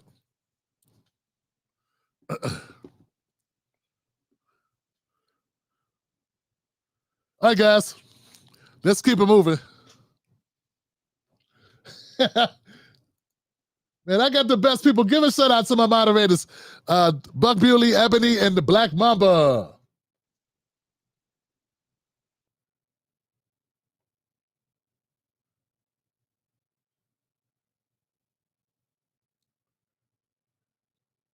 Can we do one more Charlie thing reaction? Let's go Stephen A. Smith. Is a widow, that his children are fatherless because his ideas and his beliefs differed from somebody else, that he's dead at the age of 31, that his wife is a widow, that his children are fatherless because his ideas and his beliefs differed from somebody else.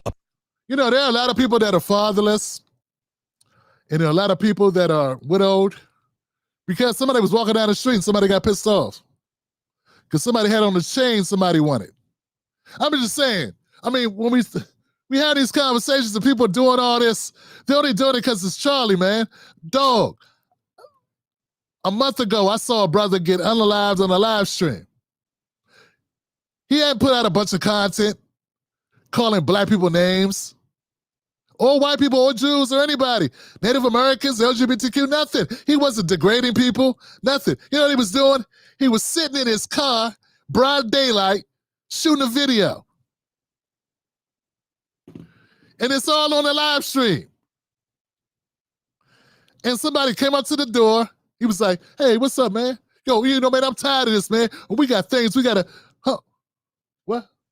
And somebody comes up to the window and sticks a gun in his face, drives him out the car, and they shoot him and kill him. They robbed him, killed him after they robbed him, then proceeded to pose like they was his friends, and then went through his car for the rest of his stuff. All on tape. But see, he didn't have a chapter of 3,500 organizations. that helped Donald Trump get elected. He wasn't powerful as Charlie Kirk was. Folks, I want you to understand, Charlie Kirk's organizations, his reach was very powerful. He was in a very powerful position. I want you to understand that. And in some ways, he may have been an idealist. He may have had some lofty ideas about people and things and what he could do, and actually making this movement help the people. And there may have been some of that in there as well. Lord help us if we got to look at this with a little nuance. But what I'm saying is, Stephen A. Smith goes on and on in his video about the loss of life. And I get that. I've seen lots of loss of life. That's what I cover. I've been covering that for years, over a decade. So it's not a new thing. But listen to the way Stephen's talking. Apparently. And then I'm going online and I'm seeing people celebrating it. Shame. Shame on you.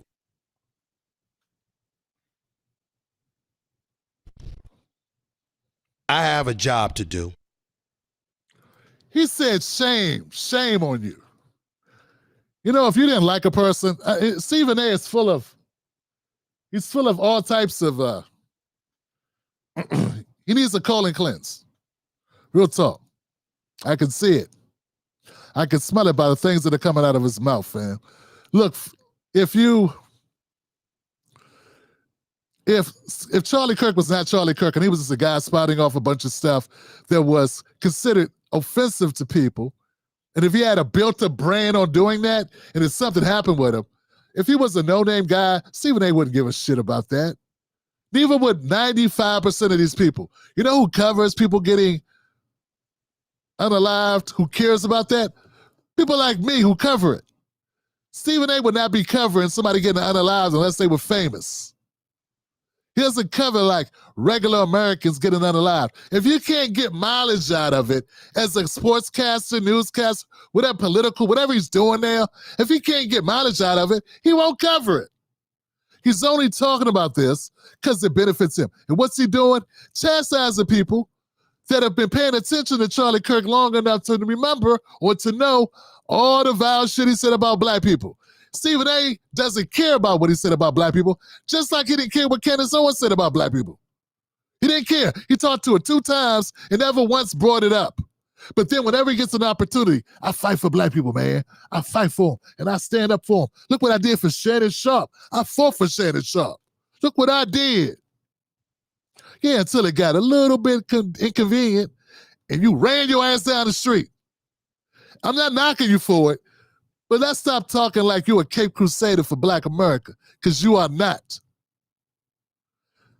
I'm not saying that Charlie Kirk, people can't like him or support him.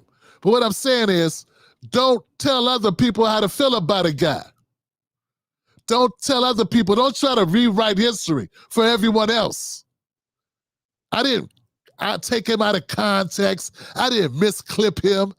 I didn't try to twist his words. The mofo said black people can't get jobs on their own. Now, that may not be offensive to Stephen A, but it's offensive to me because I'm a black person and I have black kids and a black wife and a black family. I find that a lowball thing to say. To act as if my wife can't be qualified for something just because she black? Because she a black woman, that means she don't have the brain processing power to compete with white women or white men or anyone? I think any black person that dismissed that doesn't mean you call for someone's death. But if anybody dismissed that like that's nothing, like that's not a reason not, man, we dislike people because they shoes. We dislike people because of music they're playing too loud. We dislike each other over the pettiest things. Anybody ever met a vegan and was like, oh, well, we want to order a pizza. Can we get extra meat on that? Well, we can't because we got vegans here. Oh, not another vegan. Why you even come out the house if you're vegetarian? Stay in the house. Don't come to potluck Sunday. Don't come to pizza Wednesday at the job. We hate people for all types of things. Of course you can hate somebody maybe not hate, but you could definitely detest someone for making valid comments about your wife, valid comments about your kids. And don't tell me, he was trying to help black people when he said the problem with black America is they be having kids outside of wedlock and the fathers aren't in the house. You know what, man? I could punch up 10 white people from the right, and they all have that button. Black people need to stick with their family. Black people need to raise their kids. Black people here. All of it is to avoid how we got here, how we get to this situation, to avoid talking about the money. Whenever I got a black person going, but he's got a point, it just makes my head hurt. It's just a talking point to move you away from all the generations of black people that were not allowed to build wealth in this country. Do you realize when we got free, black people spent 30 years building up their communities, putting money in the bank, and you know what they did? Do you know what they did? Do you know what they did? They took our money out the bank. You thought mama just put money under the bed, under the mattress, because she was superstitious. No, they took our money and gambled and played Wall Street with it, lost it all, and didn't give us none of it back. They said, oh, sorry, Negro, your money's gone. And when you came asking for it, they said, what money? Oh, we lost your money, sorry. Good luck to you. Walk in the street, not on the sidewalk. That's for whites. You want to cry? Go cry in a crime barrel. We don't want to hear you crying, bringing down the good white feelings running around this town. So whenever they bring up shit about black people, the condition of black people now, they don't want to talk about how that happened. It's all a deflection and a distraction, right? So when you agree with that, you go, oh, well, he's got a point. Yeah, okay, what's the point about why black businesses got destroyed? Those businesses, if they were able to build wealth, they would have passed them down to you and your kids. That wealth would have been passed down and passed down and passed down. They would have had a fighting chance. We started with nothing. There wasn't any Section 8. There was nothing to start on. And we built it up, and what they do, they took it. They fucking took it. And I got you guys kissing ass of people who have neutered and doctored and did a surgical erasure of our histories, surgically removed all parts that made them look bad. And I got you going along with it because they say a couple of things. Well, if you stop having children out of wedlock and babies being aborted, yeah, all of them say that. Then when the child is here, we say, hey, we need some food stamps because you did the war on drugs, which really was a war on black people that got the fathers locked up, which gave them a record. Now they don't qualify for any social safety net programs. So all that's really left to do is go back to crime because it's hard to get a job because they're competing against migrants who you bring into the country to work for less. And at the end of the day, we end up in this cycle. And we got schools that are underfunded, living in the inner city, which you designed and cordoned off into these areas and made it harder for people to find. And you say, don't sell them homes in these neighborhoods and these neighborhoods. And then let's not put resources into these areas. And if you do, oh, well, you're through. And that's how we did the green lining and the red lining. And at the end of the day, this is where we end up. And all that's important. But you leave all those things out and so many other things I'm not even going to go into because this gets long-winded. But at the end of the day, we end up where we are. And we got somebody like Charlie Kirk that pops out of his mother's uterus 30 years ago in an affluent white family and says, I know what's wrong with black people. They're having kids. And they're not taking care of their kids. And if fathers are not there, not even saying how black people are over-policed, harassed by police, and jailed at a level, and even when we convicted of the same crimes, we get more time. You're not adding any of the sauce in it at all. And I got people that say they mean well. People that say they mean well. Who I believe do mean well. Who just don't know shit. Even tagging me to tell me, but he was such a great, and what? And to saying all that is still not his fault. He didn't create America. He didn't create this media. He didn't create the system. He didn't create the way things are. He didn't create the path to money. He didn't create the paths, the talking points. He's just repeating what has been said by winners in this category. The things you say, it's a script. You say these things, you win. You say these things, you don't win. You're remembered by a small group of people that appreciate you more, but you don't win. Not this way.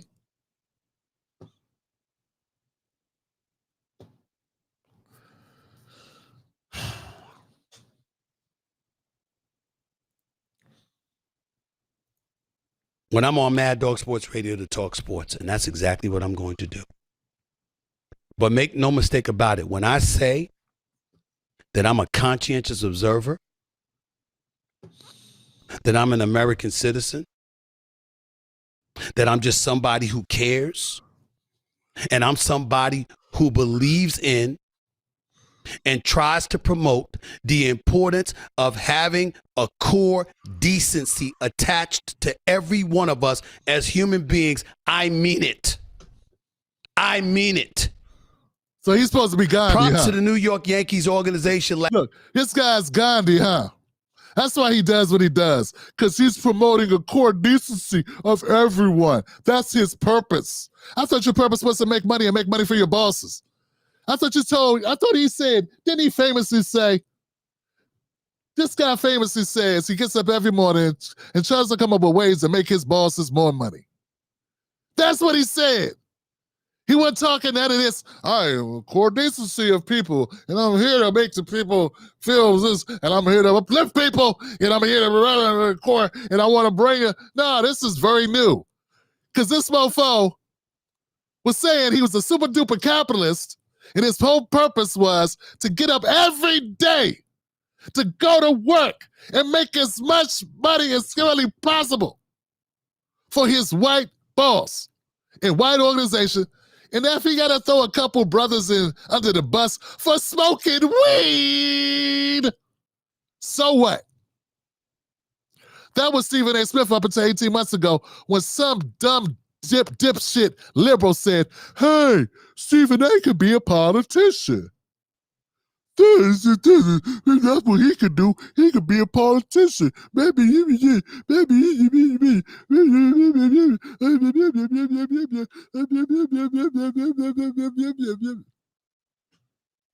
Last night for having a moment of silence. If you're a left winger instead of a right winger, you might not have liked that. You're missing the point. This man was shot and killed from 200 yards away. Does it matter the distance that someone is shot and killed? Hey, man, I hate to be a jackass, but I don't think it matters what distance it is. He's saying it like that makes it different. From 200 miles away, because, as he was saying 200 yards away or whatever, I think it dawned on him that people get shot every day, B. Yeah, he said it, and then he thought about it. See, I pay attention to these things. It's like he said it, then he thought about what he was saying. You're missing the point. This man was shot and killed from 200 yards away. Yeah, a woman was burnt in the subway from a foot away. There was no Yankees sign up. They burnt her alive, son. Son, this is from New York. She is from New York. They burnt her alive in the subway. And I need everyone to pay. She was a white woman. They burnt her alive in the subway. And there was no New York Yankees remembering the woman burnt in the subway. I mean, I just thought I'd throw that out there. Since you're promoting decency, Stephen A., as you were, sir. Didn't want to interrupt, but sure you got a point to all this shucking and jiving you doing in order to ingratiate yourself to the successor, whoever that will be, of the Charlie Kirk empire. In front of his wife and children and thousands of onlookers who had come to see him Mr. Charlie Kirk, who had been going from campus to campus, simply debating his ideas. You know, everything he's saying does not mean somebody can't get shot. I'm sorry, it just doesn't.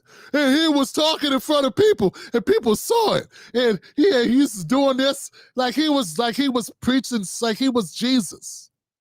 This guy's talking like he was Jesus. And this is why people get mad, son. People get mad because people have lost sons and daughters and wives and husbands and whole families. And this mofo is sitting up here talking like it's bad. It's always bad when anybody gets murdered, man. Nobody. It's bad when people get offed. It's not a good thing. I agree with that part. But what I'm saying, when you take it to the extreme, like, and he was talking to college campuses, and he was trying, like he was doing the Lord's work. Nigga, he works for a party, basically for MAGA, helping Trump in his campaign. What's like he was feeding the hungry people by doing this? It's a politically motivated thing he's doing. Not too different than Act Blue. And if something I'm saying, like, I don't want to get, but come on, man. Politics is politics is politics. Do you think this would have happened if he wasn't political? If he was just talking about sports? You think this would have happened if he was just talking about his favorite rapper? What's best fashion designs? I don't think so.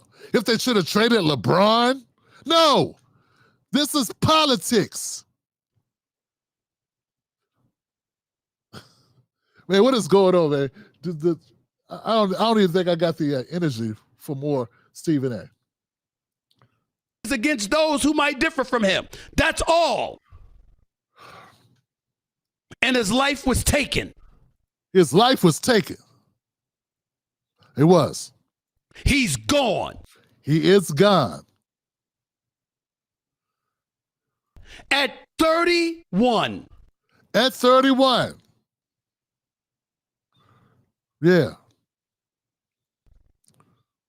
Just because he expressed thoughts. That's all he did is express thoughts. You know, man, let's not downplay. Let's not downplay what people be doing now. Let's not do it. Now, if you want to come at, you people been coming at, Stephen A. been coming at the lefties who are like using certain words. They say it's dangerous the way the left be talking about people, calling people fascists. Charlie Kirk said things too. He said things about black people that were bad, negative, that were, people could consider that shit to be not only insulting, but damaging to black people if other people believed it. So Stephen A. he's not a fan of liberals saying certain things about conservatives, but he didn't have a problem with Candace Owens and Charlie Kirk saying bad things about black Americans. And for some reason, his big head has amnesia now. We both got big heads. But for some reason, I can't figure it out. Stephen A. Smith does not recall all the negative things that Charlie Kirk said about black Americans. He just was out doing Lord's work. He was out preaching the gospel. And he just had a different opinion when he said black women are morons. When he said Ketanji Brown Jackson wasn't qualified and she only got hired because she is a black woman. As if she didn't have to have a law degree. As if she didn't have to have any experience. No, to qualify, she had to reach certain criteria to be in the list of people that could be. And then she was chosen. They didn't go pick somebody working at Home Depot. You twisted it all. You're discombobulating the whole thing, and you're just malforming it into this negative thing to suit your needs and building this weird, disgusting ashtray thing that's misshapen ideal. Nah. That's not what it is. Anyway.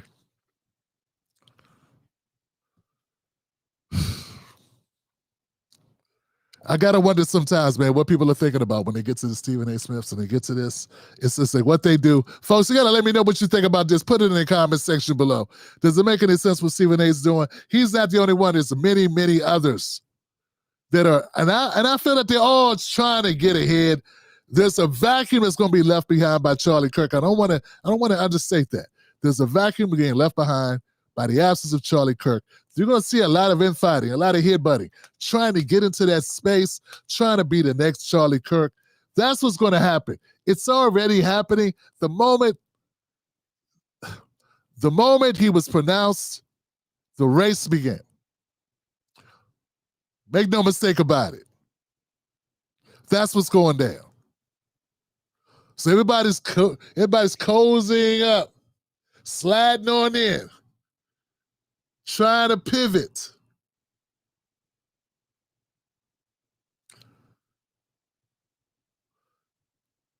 I don't know who's going to be successful. My money's not on Stephen A. It's not going to be Stephen A. It's not going to be Jason Whitlock. They out. Hell, I saw Byron Donalds even getting into the action. It's going to be somebody a little lighter skinned. But we'll see what's going to happen, Johnson. And I don't think it'll be Candace Owens. She's trying. Now, she's got the same problem Charlie did. Lately, she's been on a tear about certain things, and I don't think that's going to work for her. Can we go to Tabitha Brown? Let's do it.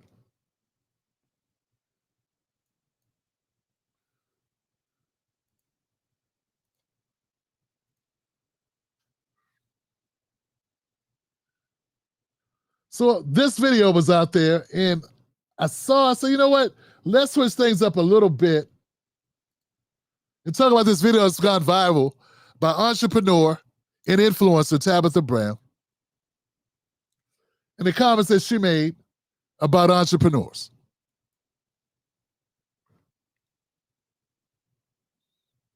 Hello there. Real quick, this is not to discourage you, because I want us to be clear about that first, okay? You kind of been in this place for a long time, okay? Now listen, you got good ideas. Baby, you got good ideas. Your execution is not as good, okay? Your follow through, not as good. The ideas though are great. Entrepreneurship, it's not for everybody. And that doesn't mean it's not for you, but right now, these last few months, few years, you know what I'm talking about. Maybe it ain't been working for you, okay? And you're doing a lot of robbing Peter to pay Paul. Okay, you done got yourself in some mess, and it's time for you to get a job. You hear me? You just gonna need to get a job for a little while.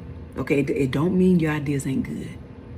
Okay, don't mean that maybe one day you could be a good entrepreneur, but you have proven to yourself and everybody else that you owe money to, okay, that it ain't working right now.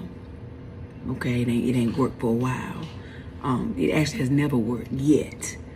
Doesn't mean it won't ever work, but right now you need to go to work. You're gonna need to get a job, okay? And then keep working towards it, but at least you'll have a job while you are pursuing that thing. But right now, you need to get a job, baby. All right? That's it. I love you. Now go about your business, okay? Have a good night. Tomorrow, have a good day. But even if you can't have a good one, don't you dare go messing up nobody else's here. Don't be mad at me. Okay?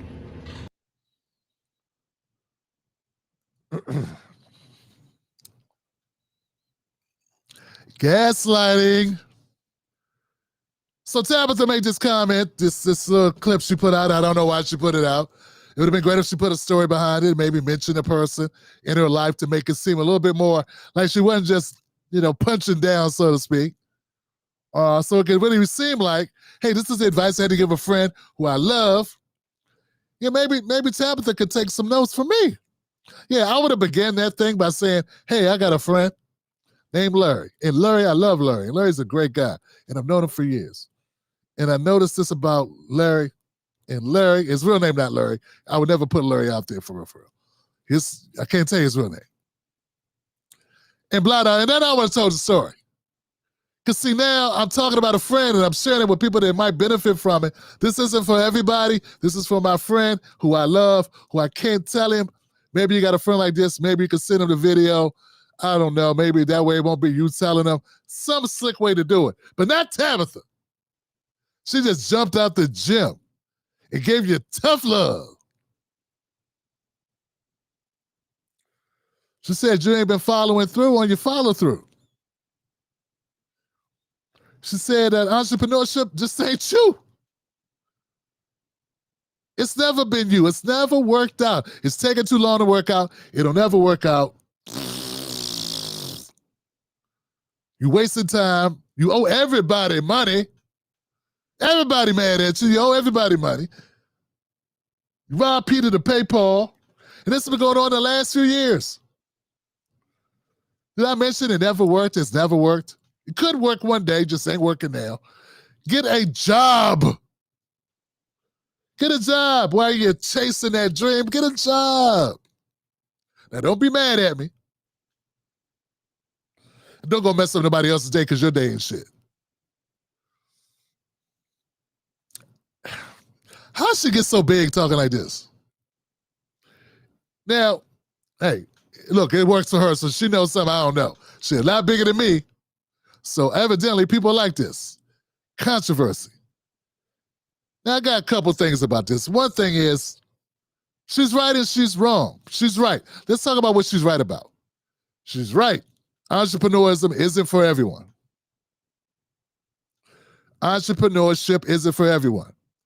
It's working for myself is much harder than it's ever been working for someone else. And I was a good employee. I've always been a good employee.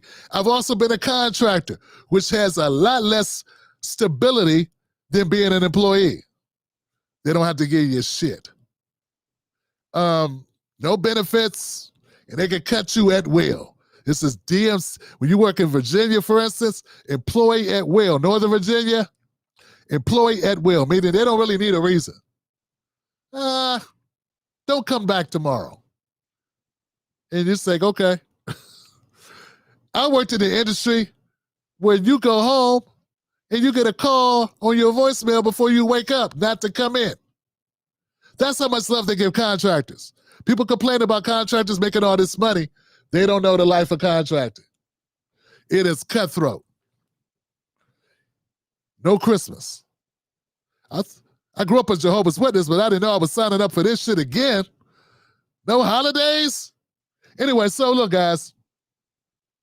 She's right about one thing. It's harder being an entrepreneur than it is being an employee. There are people that can't be employees because they've always been entrepreneurs, and that's a whole different group of people. There is no discussion. If you're a person that says, I cannot work for anyone else, it's in my blood. I saw my parents be entrepreneurs. I saw their parents be entrepreneurs. It's a thing about my family, then it's not even a question.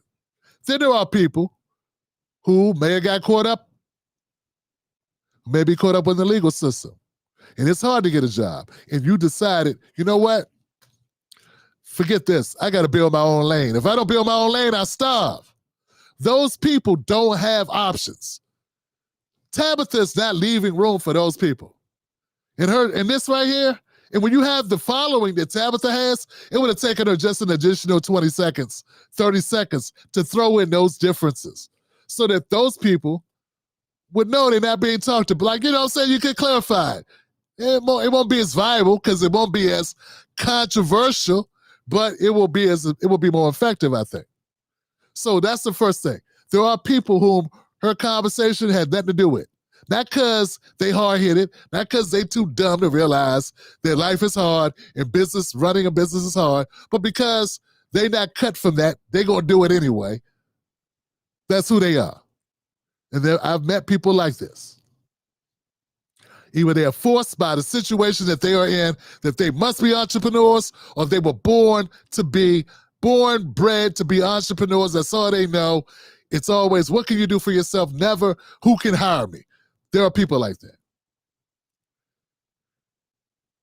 She's also right about a further point about her being right about entrepreneurs. Let me share this with you.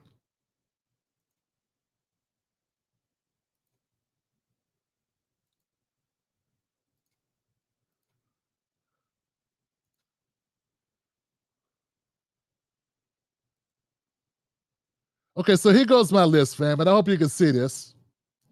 Well, hell, let me make it bigger. Okay, so there you go. 80% of Black-owned businesses fail. Okay? I want to compare the disparities in entrepreneurship. 80% of Black small businesses fail. 60% of white small businesses fail. Okay? Black entrepreneurs face systemic challenges, including limited access to capital, reduced networking opportunities, historical barriers to business development resources. Addressing these gaps requires targeted support programs and equitable lending practices. Basically, it requires all the things that Charlie Kirk and the crew would say we don't need and we just make it up because we want to be victims.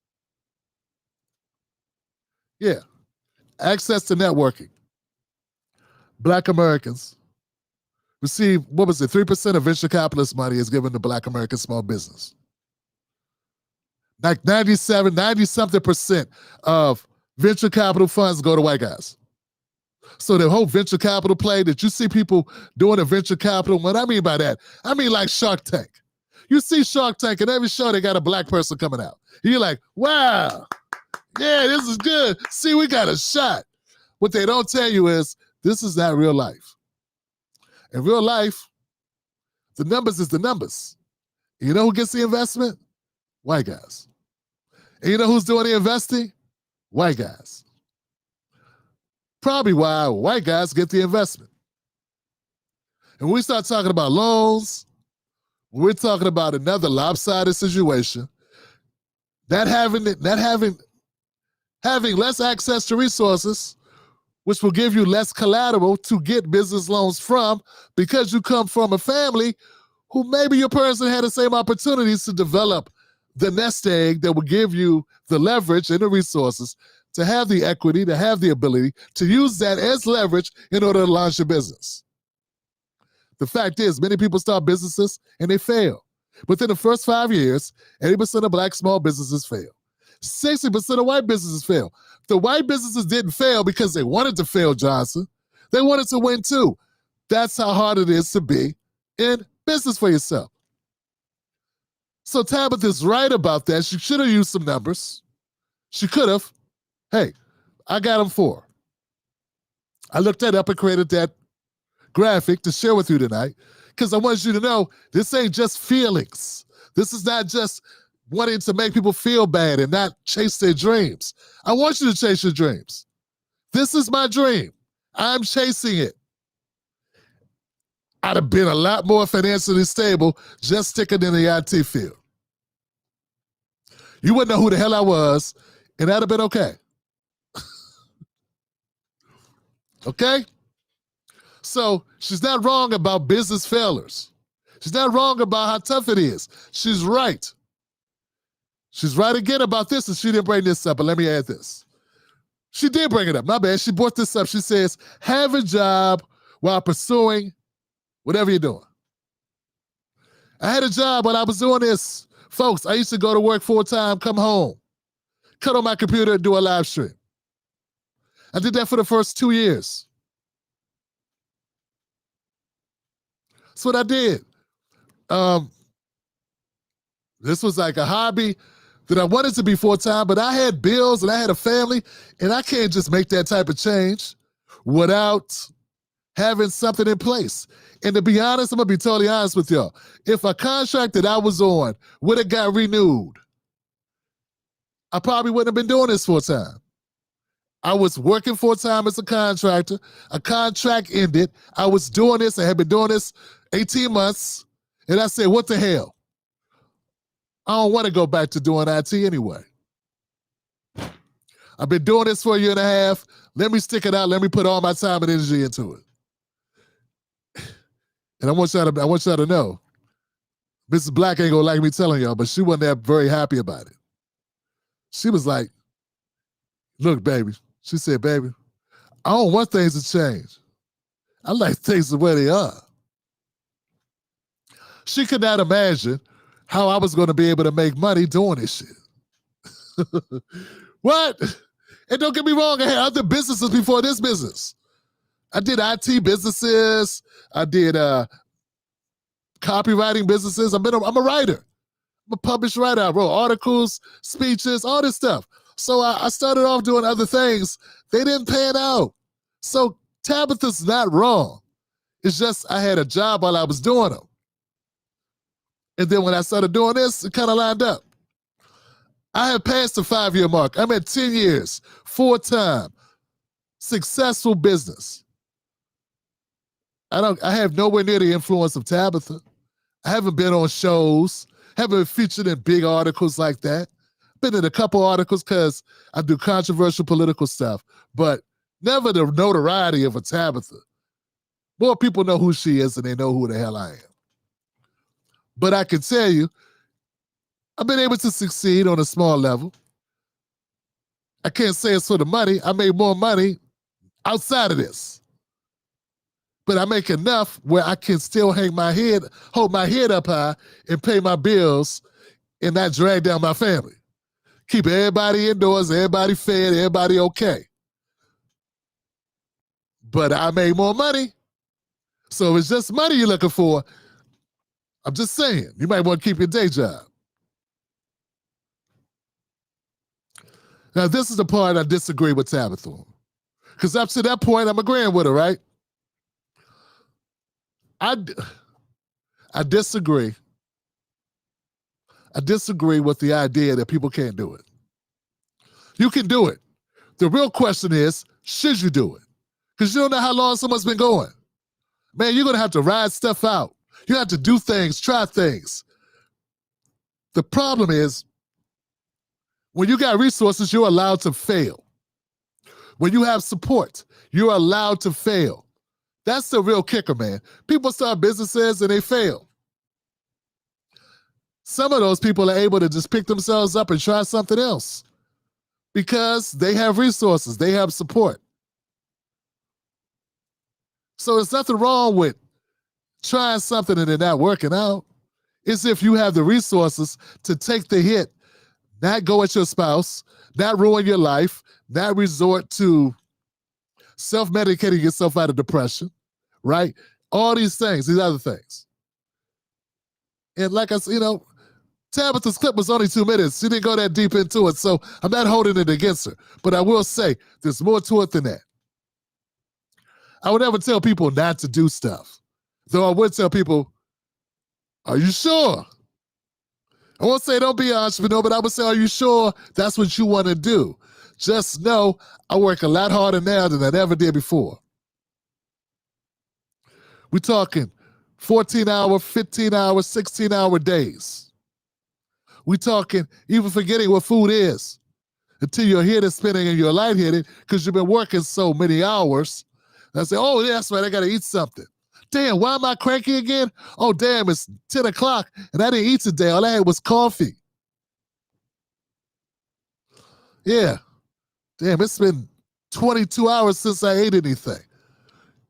Because I fell asleep because I worked until I got blurry. I couldn't see what I was doing. I had to sleep. Damn it, I hate sleep. And when you do this, when you're an entrepreneur, you will hate sleep. You'll love it when you're sleeping, but it's like, damn, if I could just get another couple hours out of me. Oh, man. So I'm not here to dump on your parade. I want to tell you to go for it. I will tell you, if I would have known what I know now, if I would have knew what I know now, I may not have done it. Because life is short, and I don't know if it was worth the last 10 years. of the pain and agony. But you never know. I could have got fired.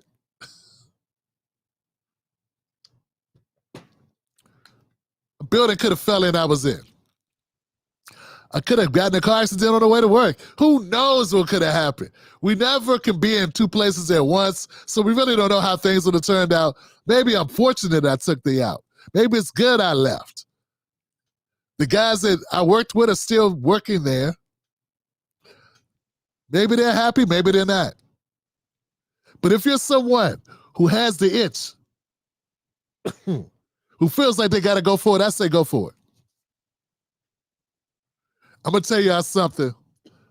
This is advanced. This is advanced, guys.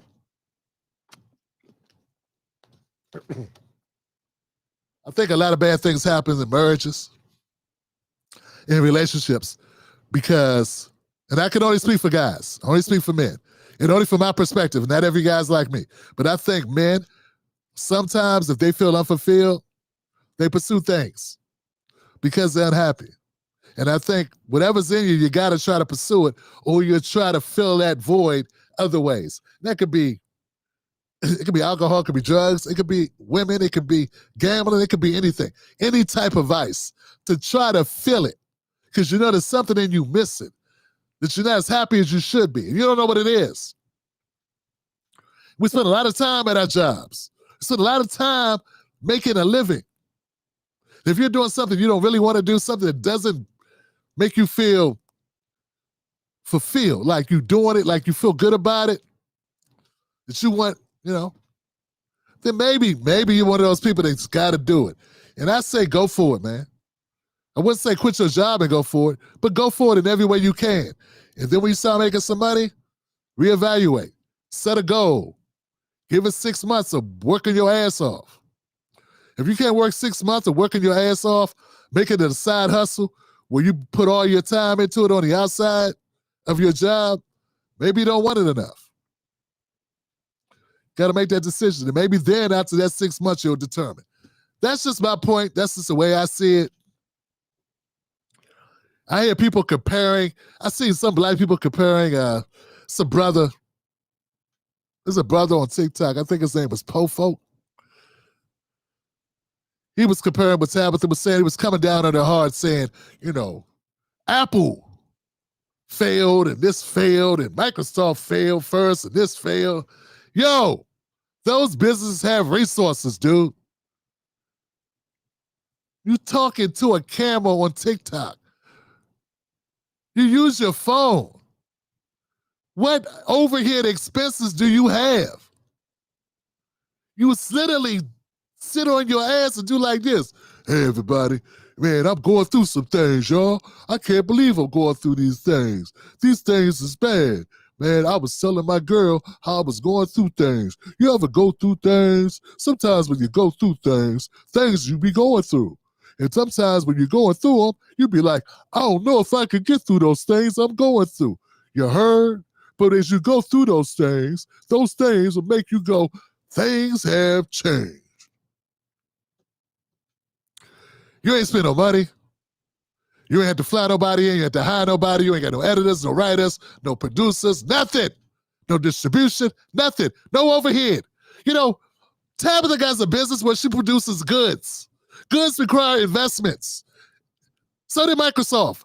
So did a lot of other businesses. Apple had to buy shit, had to employ people. Yeah, it's not the same thing, man. You can't compare a one-man show to a person hiring a brick-and-mortar business, dude. I mean, I know it's great to say things for the algorithm, and people go, yeah, but you're not really God bless you. God bless you. We got different opinions on shit, and it is what it is.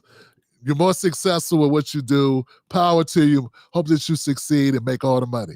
I'm just saying. Everybody's got an opinion. I got my opinion. That's my opinion. If it's in you, do it. Life's short. They say, rock till the wheels fall off. Use life up. But also, as you get older, you wonder, was it worth the time? Like, You spend enough time with your babies? Did you spend enough time making memories with your baby, your life, the love of your life? Did you spend enough time with your kids? Did you spend enough time smelling the roses? Did you spend enough time doing the other things too? Because just working or just chasing money, I don't know. The people that I've lost, I'd take more time with them over money. And damn it, I could have had that if I was doing less of this. If you only know that when it's too late. So that's all I'm saying. And what's it for? When you have a job, you have a definitive amount of time that you're willing to give up. But when you have a business, if it's 3 o'clock, 4 o'clock, Friday, happy days. Monday, Tuesday, happy days. Thursday, Friday, happy days. Fridays. So every day is your day to work. I work 7 days a week. I don't know if everybody want to do that. And the only reason why I've been able to do this without investment is I do 7 days a week, and most of my competition act like they work a job. They take off on the weekends.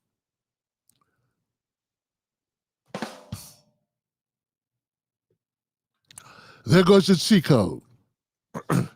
Outwork them. And I suggest all my black entrepreneurs who are underfinanced, under-resourced, don't have the networks at their disposal, or have people that they thought they were networking with, and then they go ghost because you're kind of controversial. I don't know how many times, family, I can't tell you how many times that happened to me. You said that about Joy Reid, I can't work with you now. You called out Kamala, I can't work with you. Because if I work with you, they won't work with me.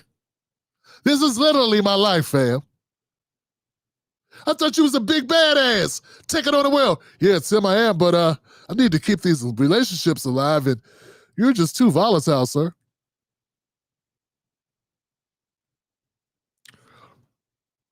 That's it. I'm done. So, what do you think about Tabitha's advice? Is it all right? Is it all good? Let me know what you think in the comments section, man. I got nothing but love for you. It's no right or wrong. It's just what you want to go with, what you believe is right. Use what you, look, take what you can use and throw the rest away. Anything else is selfish. It's about if the person who's giving you any type of advice has any type of attitude about you liking or not liking or wanting, or they're making it about them. This is not about me. I'm going to do what I'm going to do. All I can tell you is I've been doing this over 10 years and I'm still figuring out shit. So don't think you're going to get into something and it's going to crush in the first year or first 3 years.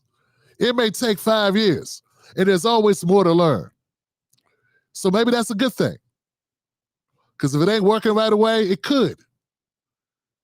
Little adjustments made a big deal. You never know, fam. You never know. Little adjustments matter. I wish you all success. I want y'all so successful, I could borrow money from you one day. I want y'all so successful that if a brother ever need a job, I can look you up.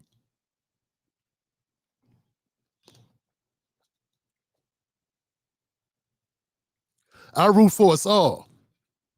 Yep, even you too. That's right, you too. I root for you. All right, I'm Tim Black. Thank you for being here. Let's go to comments, man. See who's in the building.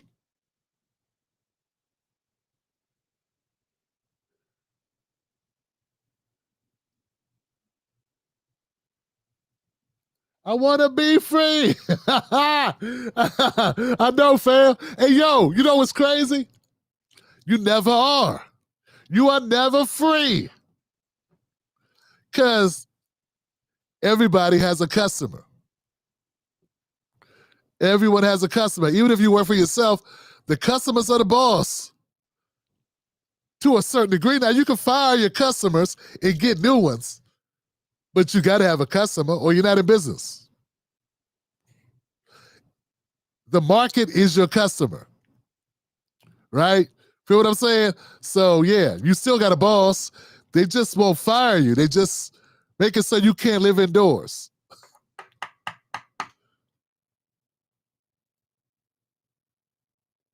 At least your dreams ain't gonna shut down with a soft voice and a smile during a viral moment. Herschel Reed, I feel you, fam. And you know what, fam? To that, Herschel, to that I say, if your dreams got shot down by a soft voice on a viral moment, I wonder if you had dreams at all. Because you must have a brittle spirit. That's what Dave Chappelle said, right? You must have a very brittle spirit if you let somebody else take your dreams from you. Hell nah. How you gonna survive the algorithm? You can't survive Tabitha talking smack. How you gonna survive a down economy or a change in your industry? Or, you know how many times demonetization? You know how many times I got a strike and couldn't stream? You know how many times I got hacked? Remember the time? People know how many times I got run off or this happened, crazy stuff. There have been people, I've been accused of stuff. Oh, man. So you will have to deal with a lot more adversity than somebody you don't know making a video about people you don't know that you are listening to and self-imposing that on yourself, like you're internalizing it. Kick that.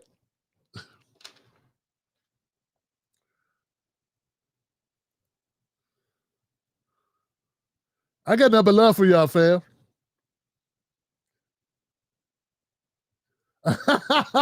Man, I can't even put some of these comments up, fam. Yo, check it out. I appreciate you. The Commonwealth doesn't care. Don't trust that you have job security. That's what I'm telling y'all. I was like, I remember I lost a job in Virginia, right? I was young, man. I was like in my early 20s, fam. It was my first job with a town. And it was just because I don't even want to bore y'all. I'm not boring y'all. Damn it, I don't want to bore you. I work for this company in Arlington, Virginia. I ended up losing this job, and I was doing really well with this job. And like I had been there for like 3 years, and I had moved around and done these things, and I was a supervisor, right, at this point. And then a contract ended, and I'm working on another contract with a group of people that already knew each other, and they did not like my new ass. And I came in there with a head full of steam, and I'm doing things, and I'm rocking, and the staff loves me. Like, the workers love me, and they want to work on my team, right? They want to be a part of my team because I had a team. And they're like, I want to work on Tim's team. Tim's got the best team. But I'm thinking I'm winning. I'm thinking I'm killing it. But all I'm doing is creating enemies.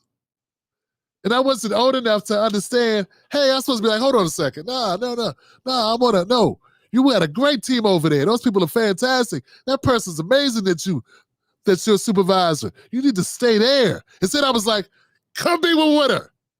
Come be with a winner, kid. This is where the winners are. Come on over here. And people hated that shit. I didn't know why. Like, just do a better job. Treat your people better. Pump them up. I'm all young and full of energy, and they're all old looking at me, smoking cigarettes. This asshole, he's enjoying what he's doing. This is what you can smoke in the office. That's how old I am. This is the early 90s. This guy's an asshole. This young bastard.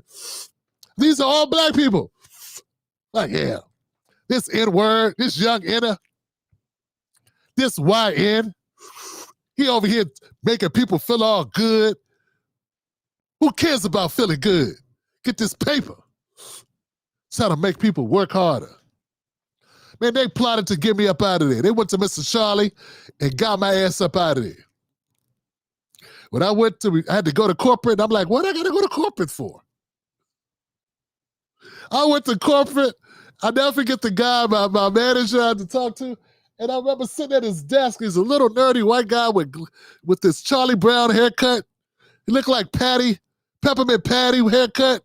He had on the glasses. His name was Andrew. He's like, hi, Tim. Got some bad news for you. I was like, why are you smiling, motherfucker? Hey, if you got bad news to tell a black man, don't smile when you tell him. It looked like he was laughing. I wanted to break his glasses. I didn't. but it did cross my mind.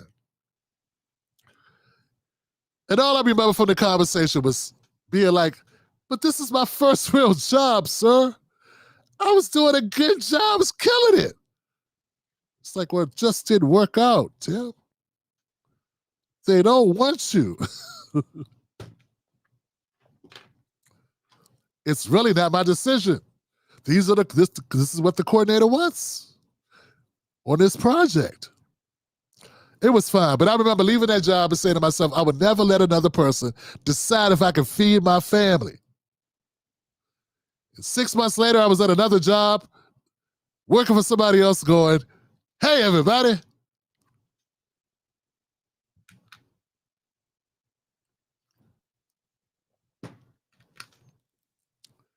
And that was all in Virginia. They let my ass go. They fired me like a 357. Pow! They got rid of my ass quick. They fired me like an assault rifle. They fired me quicker than an AK-57 or AR-15. And that was it. I was out of there. And I learned an important lesson. Sometimes it's not about being good or bad. Sometimes it's about where you at. When in Rome, you better learn to speak Italian. I'm done, guys. Thank y'all for being here. This is the Tim Black Show. I'll see y'all on Sunday. We'll come back. We'll do it again. Shout out to my moderators, Buck Bewley, Black Mamba, and the one and only Ebony. You guys are the best. Thank you for being here. I'll see you soon. Remember, don't let anybody take your cornbread. Them suckers don't deserve your cornbread. That is your cornbread. Keep your cornbread. You know what? If I find out you going around giving people your cornbread, I'm going to tell you about yourself. That's what I'm going to show up at your door and talk to you, because we cut from a certain kind of cloth. We won't give up our cornbread without a fight, fam. Wolfpack. Go to Join Tim Black, become a member of the Tim Black Wolfpack.